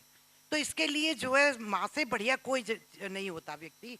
लेकिन फिर भी जो शादी से पहले तो माँ को कह सकते हैं, शादी के बाद मैं सबसे ये निवेदन करूंगी इन लॉज से कि कम से कम बहू की बात तो सुनो कि वो क्या कह, हो सकता है आपके वेल विशर हो, वो आपके परिवार को आगे बढ़ा दे। तो ये सब चीज़ें बहुत ज़रूरी होती हैं। इसके बाद में ये एक मेधावी जी के लिए मैं क्या कहूँ, मेरी तो कुछ समझ में नहीं आ रहा। एक एक लाइन में उन्होंने हजारों की बात कही है, चाहे वो कविता के माध्यम से कही हो, चाहे आपकी जो ये देवी जो अभी दुर्गा स्तुति इन्होंने पढ़ा, बहुत अच्छा लगा। आपने बताया कि ये जो है इस स्तुति के माध्यम से संपूर्ण नारी की शक्ति आपने इसमें कूट कूट के भर दी, और इतना अच्छा एक्सप्रेशन। मैं तो मेधावी जी से करीब 10-12 साल से जानती हूँ, परिचय हमारा, हम कई मंच पर एक साथ गए हैं, लेकिन आज मुझे सुनने का डिटेल में मौका मिला और मुझे बहुत अच्छा लगा। आपने कहा कि क्रिएशन है, क्रिएशन करती है, डिस्ट्रक्शन भी करती है। ये हम देख रहे हैं कि परिवार को एक महिला ही संभाल के रख सकती है और परिवार को ही बिगाड़ सकती है। फैमिली कोर्ट में इतने डाइवोर्स के इतने अजीब व गरीब केस आते हैं कि उनको देख देख के हमें लगता है कि हमारे समाज में क्या हो रहा है। तो मैं यही रिक्वेस्ट करूंगी कि अगर आप अपने धर्म पर चल रहे हैं, आपकी शक्ति है आपके पास, आप पॉजिटिव काम कर रहे हैं, तो मैं समझ रही हूँ कि आपको, महिलाओं को, किसी को अपना परिचय देने की जरूरत नहीं है। स्वयं आप परिचित हैं, अपना परिचय देने के लिए आप काफ़ी हैं। हम सब स्ट्रांग हैं और हम आगे इसी तरह बढ़ते रहेंगे, इसी तरह से प्रोग्राम्स करते रहेंगे। बहुत बहुत धन्यवाद, बहुत बहुत धन्यवाद। हेलो, मैं एक बात यहाँ कहना चाहती हूँ दिव्यांशी जी के। दिव्यांशी, आपके हस्बैंड का नाम शिवा। बेटा, अगर आपको और भी इसी तरह से अच्छा सुनना है तो सबके पैर छू लीजिए। इन्होंने कहा बहुत संस्कारी, बहुत अच्छे, क्योंकि मेरे पैर छुए, तो मेरे तो छुए नहीं। शिवम इतना प्यारा बच्चा है ना, ये तो आप बहुत, लाइन लगा के खड़े हो जाओ, वो सबके पैर छू देगा। ये एक सेकंड, ये डिस्क्रिमिनेशन है, ये डिस्क्रिमिनेशन है, ये नहीं होना चाहिए।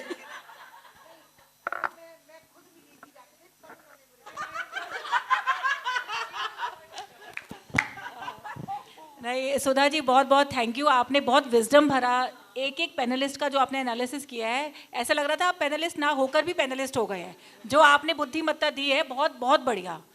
तो कभी डिवोर्स है, ये तो कमाल ही हो गई। आपके ऊपर तो बुक लिखी जानी चाहिए इस हिसाब से। हाँ जी, तो पीछे जो भी लोग बैठे, कोई क्वेश्चन? हाँ जी, किधर? एक मिनट, माइक आ रहा है। अच्छा, एक पहले इधर से ले लेते हैं। हाँ, माइक दे दीजिए इनको। गीता, इनको माइक। हाँ, जय जिनेंद्र मैम। सर्वप्रथम तो मेरा नाम मोहित जैन, मैं BNI दिल्ली से हूँ। मैं पहली बार आया हूँ मैम सेमिनार में, मतलब धर्मा फुल लाइफ के। इससे पहले मैं नहीं आया, लेकिन ये हमारा सौभाग्य है कि हम यहाँ पर आए। आपने बहुत अच्छे पैनलिस्ट रखे, सबको सुन करके बहुत अच्छा लगा। बहुत आनंद आया। मैम आपने एक बात कही थी, मतलब आपने दुर्गा स्तुति के बारे में, मतलब वर्तमान मुद्दों को लेकर के जिस तरीके से आपने फोकस किया, ये बहुत अच्छा। मैंने तो सबके नोट्स बना रखे पांचों पैनलिस्ट के, और जिसकी भी जो बात मुझे लगी मैंने उसको नोट किया है। एक बात मैम आपने कही थी कि मोह से संसार की सत्ता चल रही है, मोह ना हो तो माँ एक बेटे को नहीं पाल सकती है। तो इसमें अपन क्या कुछ परिवर्तन कर सकते हैं? क्योंकि जैन दर्शन की, हाँ, तो उन्होंने आचार्य विद्यासागर जी महाराज के एक शिष्य हैं मुनि श्री प्रणम सागर जी, उनकी एक पुस्तक है खोजो मत पाओ। उन्होंने उसमें लिखा है, उन्होंने प्यार और प्रेम के बीच में डिफरेंस पैदा किया है। उन्होंने कहा प्यार एक बंधे पिंजरे के समान है और प्रेम जो है खुले आकाश के समान है। तो इस मोह को हम स्नेह का नाम दे सकते हैं, प्रेम का नाम दे सकते हैं, क्योंकि ये मोह शब्द जो है ना वो खटकता है। फिर हम जब पूर्व के अपने आचार्यों को पढ़ते हैं जैनिज्म में, जैसे इष्टोपदेश के करता हुए आचार्य पूज्यपाद स्वामी, उन्होंने वहां पर लिखा बध्यते मुच्यते जीवा सममो निर्ममा कृमात् तस्मात् सर्व प्रयत्नेन निर्ममत्वम विचिंतयेत्। उन्होंने कहा जीव जो है संसार में तो आया है लेकिन ममता के कारण वो बंध जाता है। बध्यते मुच्यते जीव, उन्होंने कहा कि जीव ममता के कारण बंध रहा है और निर्ममत्व होने के कारण से वह छूट रहा है। तो हम सबको सभी प्रकार के प्रयत्न करके निर्ममत्व होने का विचार करना चाहिए। तो इसमें क्या आपकी दृष्टि से कुछ परिवर्तन किया जा सकता है? क्योंकि ये मोह शब्द जो है ना ये खटकता है, तो आपके क्या विचार हैं? मुझे ये लगता है कि मोह शब्द को भी अब कोई लोग क्या होगा कि हमारे पर्सपेक्टिव पे डिपेंड करता है कि मैं किस पर्सपेक्टिव से किस चीज़ को देख रही हूँ। चलिए हम ये मान लेते हैं कि एक माँ के लिए जब छोटा बच्चा है तो प्यार कह लो या स्नेह कह लो, ठीक है। जब वो बच्चे बड़े हो जाते हैं तो ये भी कहावत फेमस है कि बड़े से बड़ा राजा भी हो, चाहे पूरे समाज में किसी के आगे दुनिया में सिर नहीं झुकाएगा, लेकिन अपनी औलाद के आगे सिर झुकाएगा। क्यों? क्योंकि वो मोह है, उसको हम प्यार या स्नेह नहीं कहेंगे। अपने बच्चे की 100 गलतियों पे भी पर्दा व्यक्ति डालता है क्योंकि वो मोह है। तो हम ये कह सकते हैं कि चलो माँ बच्चे के साथ जब है तो वो स्नेह कह रही है या ममता कह लो आप उसको, बट इवेंचुअली वो मोह का सटल फॉर्म कह लो या उसको फॉर्म चेंज कर दो, चीज़ तो वही है। प्रेम, प्यार, मोह, ये डिपेंड करता है हमारा क्या पर्सपेक्टिव है। जैसे एक वस्तु में अनंत धर्म होते हैं हम कहते हैं, तो हर उसमें हर नाम के अंदर, हर शब्द के अंदर भी तो बहुत सारे अर्थ छुपे हुए हैं। डिपेंड करता है हम कौन से अर्थ से रिलेट कर पा रहे हैं। तो आप ये कह सकते हैं उस वर्ड को रिप्लेस कर दीजिए कि अगर माँ अपने बच्चे के प्रति स्नेह ना रखे तो दुनिया ना चले, आप उसको ये भी कह सकते हैं। बट उस टाइम पर किस कॉन्टेक्स्ट में मैं बात कर रही थी ये उस पर मैटर करता है, है ना? जी मैम, वो तो समझ गए, लेकिन हमारा तात्पर्य ये नहीं है, मतलब मोह तो है ही आज के समय में। प्रत्येक व्यक्ति मोह के कारण इसीलिए संसार में परिभ्रमण कर रहा है। अपन कोई आध्यात्मिक चर्चा नहीं कर रहे, मैं तो जनरल वे में कह रहा हूँ, ये नहीं कह रहा हूँ मोह होता ही है, ऐसा नहीं है। हर पिता, आपने कहा कि एक दुनिया के सामने झुक जाएगा व्यक्ति, लेकिन अपनी औलाद के सामने जो है, हाँ, दुनिया के सामने नहीं झुकेगा, औलाद के सामने झुक जाएगा। ये बिल्कुल सही है, तो ये होता ही है। बहुत बहुत धन्यवाद ma'am, thank you so much. कहना चाहूंगी मोह शब्द को हम नहीं हटा सकते, क्योंकि मोह कोई काटने के लिए तीर्थंकर और तपस्या करते हैं। ये दुनिया से मोह शब्द नहीं हटा सकते। हाँ, ये चीज़ है, ये मैं पूरा हम लोग भी पढ़ते रहते हैं। जी जी,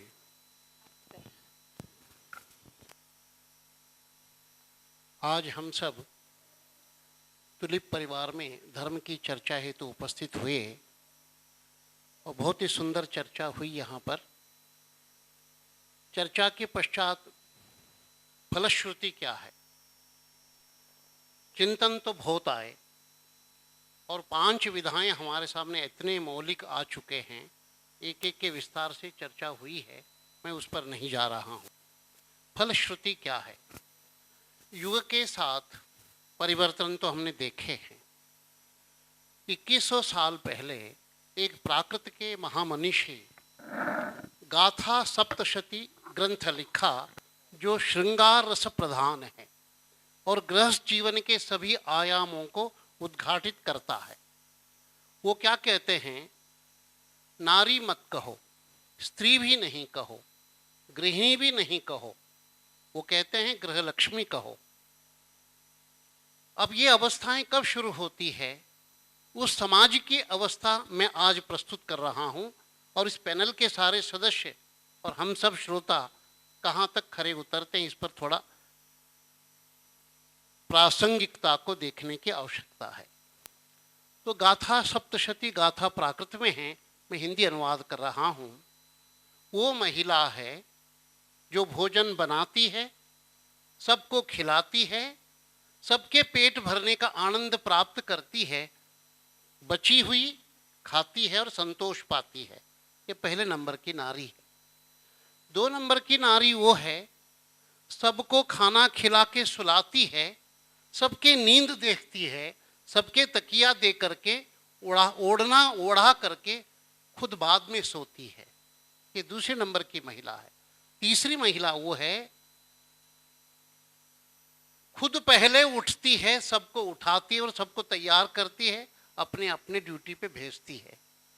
वर्तमान प्रसंग में आज जो आप 5 पैनलिस्ट हैं, पता नहीं आप दाम्पत्य जीवन से है कि नहीं, मैं इस पर चर्चा नहीं कर सकता हूँ, लेकिन एक साक्ष्य दिव्यांशी का है। अपने पति को लेकर के इस सभा में वो अपनी चर्चा कर रही है। ये सार्थक परिचर्चा है, क्योंकि पति के सामने अपने भावों को उजागर करना बहुत बड़ी बात है। इसके बाद शास्त्रों में नारी के विषय में बहुत सुंदर वर्णन है। वेदों में तो दंपति की चर्चा की है। दंपति माने दोनों स्वामी हैं। पति भी स्वामी है और पत्नी भी समान अधिकारी है, दोनों। इस पर चर्चा करें तो बहुत व्यापक होता है। इसके बाद गृहिणी मिव गृहमाहु। अब आप 5 गृहिणी है नहीं, ये प्रश्न है, लेकिन घर छोड़ करके बाहर आकर के घर की चर्चा कर रहे हैं। एक गृहस्थ बाहर से काम करके घर तब आता है, वो बिल्डिंग के लिए नहीं आता, बेडरूम के लिए नहीं आता है, वो खाने पीने के लिए नहीं आता है, उस गृहिणी के ममत्व के कारण खींच के घर आता है, टाइम से पहले आता है। और भटक रहा है तो उस घर में गृहस्थी की समस्या बनी हुई है। गृहिणी मिव गृहमाहु, कालिदास ने इस बात को कही है। और कालिदास जिन पदों का व्याख्यान करता है वो एक स्वतंत्र विषय बन जाता है। यत्र नार्यस्तु पूज्यन्ते रमन्ते तत्र देवता, ये भी बात वैदिक परंपरा में आई है। नारियों का सम्मान और पूजन करने की बात की है। क्यों की है? चिंतन का विषय है। जैनाचार्य कहते हैं मोक्ष मार्ग अगर शुरू होता है तो गृहस्थी में शुरू होता है। गृहस्थी माने घर चलाने वाला भी और चलाने वाली दोनों चाहिए। गृहस्थो मोक्ष मार्गस्थो, ये बात कही है। इसके बाद मैंने प्राकृत शब्द बताया, गिह लक्खी, घर की लक्ष्मी, आपने सुना है। इसके बाद संतान और परिसंतान की बात करते हुए मोह की बात कर रहे थे। मोह माने मोहनीय कर्म है जैन कॉन्टेक्स्ट में, ये दार्शनिक पक्ष है। बिना मोह का संसार ही नहीं बनता। जीव और जड़ का संबंध मोह के साथ है, मोहनी कर्म कहलाता है। इस मोहनी कर्म के 2 भेद हैं, राग और द्वेष। राग माने आसक्ति, द्वेष माने छुटकारा, हटाना। इसके भी 2 भेद है। राग के 2 भेद है, द्वेष के 2 भेद है। क्रोध, मान, माया, लोभ। इसी पर कषाय पाहुड़ ग्रंथ की रचना हुई है और आज कोई पढ़ने वाला नहीं है। इसको पेज्य दोष पाहुड़ कहा है। पेज्य माने प्रेम है, उसमें आसक्ति है, जुड़ाव है। आचार्य विद्यानंद जी महाराज कहते थे सिंपल लैंग्वेज में धर्म करना हो तो मंदिर ममता को मिटाता है, मंदिर समता को बढ़ाता है। गृहस्थ जीवन ममता को बढ़ाता है, गृहस्थ जीवन ममता को बढ़ाता है, समता को मिटाता है। इन दोनों को बैलेंस रखना है तो मंदिर को और मकान को जोड़ के चलो। इन्हीं भावना के साथ मैं इस परिवार का हार्दिक अभिनंदन करता हूं। और बहुत पैनलिस्ट हमारे अच्छे माने चिंतक, साधक और अपने क्षेत्र में 5 जन अलग अलग विधा के हैं। एक तो प्रोफेसर हैं, इकोनॉमिक्स है, फिर भी उन्होंने मंडल मिश्र और उनके पत्नी का शास्त्रार्थ की बात की, जो आज की प्रसंग में सार्थकता है, क्योंकि हम भी शास्त्रार्थ में बैठे हैं। वो 42 दिन चला था, ये 45 मिनट चल रहा है। इसके बाद धीरा जी जो IAS खंडेलवाल जी ने अपने नारी के अस्तित्व को नारी के जीवन को, नारी के दायित्व को बहुत सुंदर व्याख्यान किया है। शालिनी जी का तो जैन कॉन्टेक्स्ट में ब्राह्मी सुंदरी को याद किया, समोह शरण को याद किया। समोह शरण में स्त्रियों का अधिकार कितना है ये भी बताया। समोह शरण में नारी का स्वरूप एक स्वतंत्र व्याख्यान का विषय बनता है। इसके बाद दिव्यांशी की बात तो क्या कहें, वो स्वतंत्र है और अपनी स्वतंत्र सत्ता को अपने माता पिता से और अपने पति से भी प्रस्तुत कर चुकी है। सुंदर चिंतन है। मेधावी जी के तो चिंतन अपने स्वतंत्र है, वो कवि है, कवित्व है, चिंतन है, मनन है और समाज को धर्म का लाभ देना चाहती है। ये उज्ज्वल भावना आपकी उन्नति का संकेत है। इन्हीं भावना के साथ मैं विराम लेता हूँ। Thank you so much sir, thank you. आपके जैसे विद्वान का इस सभा में आना हमारे लिए सौभाग्य की बात है और आपने जो वचन दिए बहुत बहुत धन्यवाद और शुभकामनाएं। और फ्यूचर में कभी ना कभी सर आपका लेक्चर हम बिल्कुल क्षमा प्रार्थी हूँ कि आपको बुलाना है मुझे एक बार। Thank you so much. हाँ वो तो हो गए। हाँ पैनल डिस्कशन। पुनीत कुछ कहना चाह रहे हैं, माइक उनको दे दीजिए। गीता उनको माइक दे दीजिए।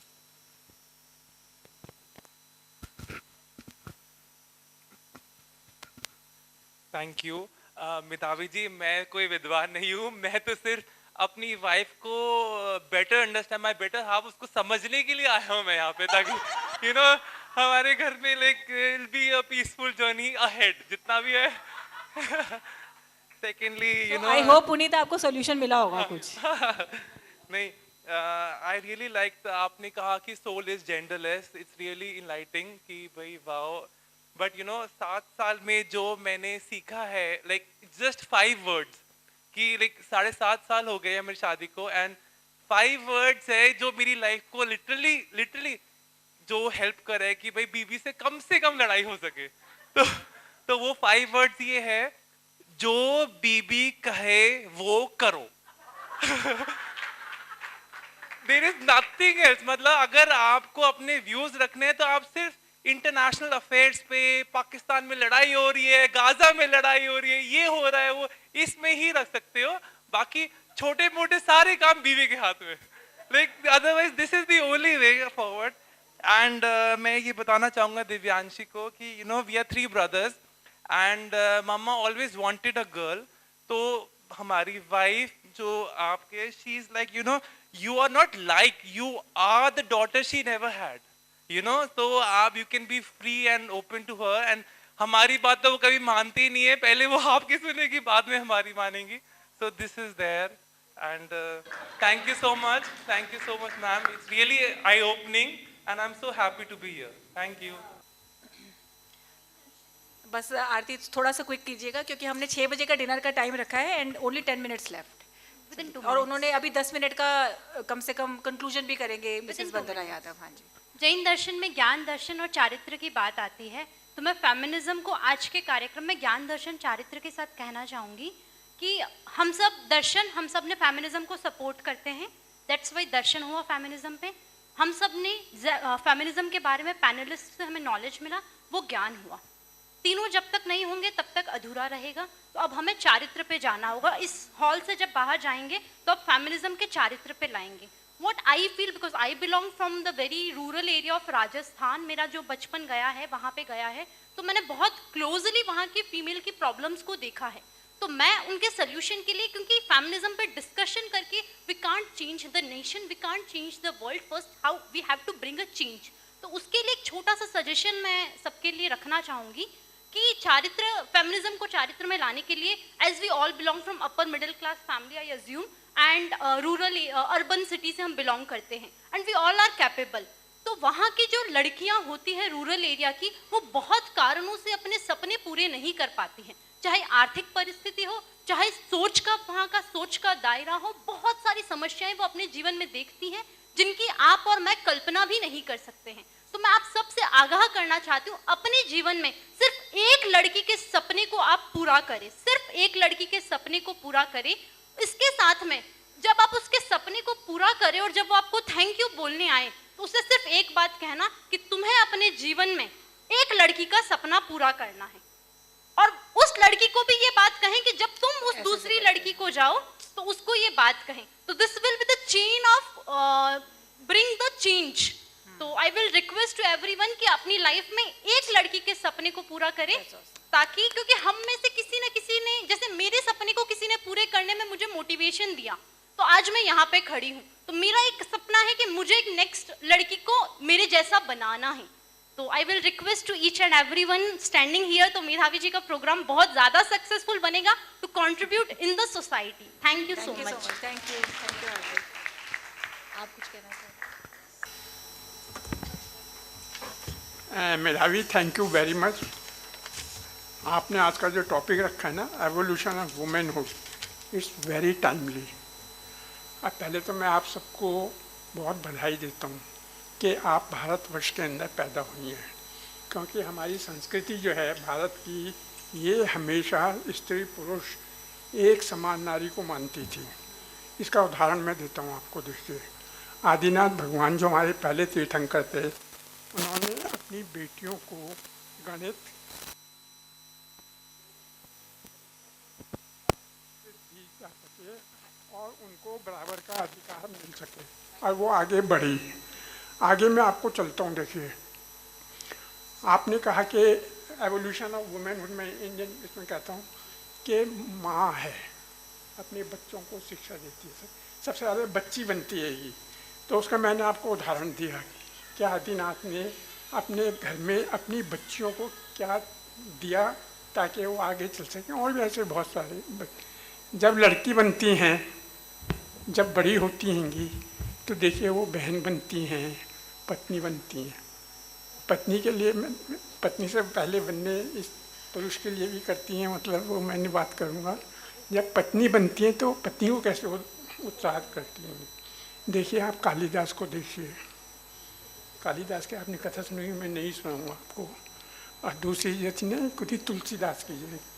देखिए, दोनों स्त्रियों ने अपने मूर्ख पतियों को कहाँ से कहाँ लेके चली गई कि वो सबसे बड़े विद्वान बन गए। तो ये है महिलाओं का योग जो है। आगे चलते हैं। जब महिला खुद कुछ करना चाहती हैं, वो समाज से हट जाती हैं। तो आप देखिए, मीराबाई को लीजिए। मीराबाई ने कभी किसी की नहीं सुनी, अपनी करी, अमर बन गई। लक्ष्मीबाई को देखिए रिसेंटली, है ना, लक्ष्मीबाई ने अपना नाम आज खूब लड़ी मर्दानी है, तो झांसी वाली यानी कहानी का। इतना सब होने के बाद हमारे में ये खराबी क्यों आई है? तो इसकी वजह है कि हमारी 1000 साल की गुलामी, जिसमें हमने अपनी बहू बेटियों को, बच्चों को छुपा के रखा, क्योंकि जो हमारे ऊपर राज करते थे वो उसका दुरुपयोग करते थे। अब हम आज़ाद हो गए हैं और आजकल का जो नारा है ना कि हम अपनी सभ्यता को, भारतीय सभ्यता को वापस लाने चाह रहे हैं, उसका असर आप देख रही हो। जैन धर्म कहते हैं स्वावलंबन सम्यक दर्शन ज्ञान चारित्रमय। आप सब यहाँ पे बैठी हुई हो, देख रही हो, और कैसे आजकल की महिलाएं एक से एक ऊपर जाके बढ़ रही हैं। सबसे इम्पॉर्टेंट है परस्पर गौरव जीवनाम। हमें सबको साथ चलना चाहिए, समाज में व्यवस्था ऐसी बनानी चाहिए ताकि लड़कियों को आगे बढ़ने का, जो पहले की गुलामियों के अंजीर ना, वो हटाई जाएँ। और ये हम खुशनसीब हैं कि आजकल की जो हमारी सरकार है वो इस तरफ जा रही है। तो आपका बहुत बहुत धन्यवाद आपका। मैंने कहा अपनी जो थोड़ी आपका जो टॉपिक है evolution of womanhood, I just wanted to talk about this in the Indian scenario. Thank you very much. Shugan sir का परिचय मैंने पहले भी दिया हुआ है, international school for Jain studies के चेयरमैन एंड फाउंडर हैं, और उनकी भी ब्लेसिंग्स हमें मिलती रहती हैं और मार्गदर्शन भी मिलता रहता है। फ्यूचर में सर का भी लेक्चर कभी ना कभी रखेंगे। अब प्रश्न किरण, आपका प्रश्न है कुछ? हेलो, बस मेरा कोई प्रश्न नहीं है, लेकिन सिर्फ मैं, अगर आप महिलाओं की चर्चा है तो इतना ही कहना चाहूँगी कि हम यहाँ सभी दोनों ही पुरुष भी हैं और महिलाएं भी हैं, तो महिलाओं को भी ये अधिकार है कि अपने घर में पुरुषों का भी सम्मान करें। अगर हम चाहते हैं कि हमारा सम्मान करें, तो हम भी ये चाहते हैं कि हम उनका सम्मान करें, उनकी भी भावनाओं को समझें, उनकी कद्र करें। एक मैं ये कहना चाहूँगी। दूसरा कि हम, जैसा आपने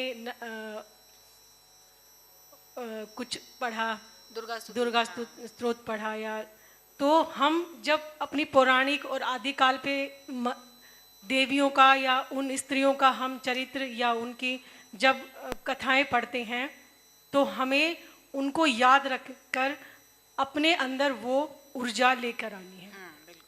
ये हम भूल जाते हैं और हम इसी दृष्टि से पॉइंट से आउट हो जाते हैं। अगर हम अपने आप को इतना मजबूत रखेंगे, अपनी जो भी हम करना चाहते हैं वो स्वयं उसका डिसीजन हम खुद लेंगे। जब से मैंने लिखना शुरू किया, जब से मैंने बाहर जाना शुरू किया, जिनको भी मेरे से दिक्कत थी बाहर जाने में या अपना पक्ष रखने में या उनकी बात का विरोध करने में, तो मैंने सिर्फ ये देखा बस, उसके बाद वो कभी मेरे से बात नहीं करें। तो हमारे अंदर इतनी पावर होनी चाहिए, इतना हम अपने आप को स्थापित करें और अपने चरित्र को और अपनी ईमानदारी के रास्ते पे जब हम चलते हैं तो निश्चय ही हम अपने सपने और अपनी यात्रा को संपूर्ण करते हैं। बहुत बढ़िया, धन्यवाद। Thank you so much Kiran for this wisdom.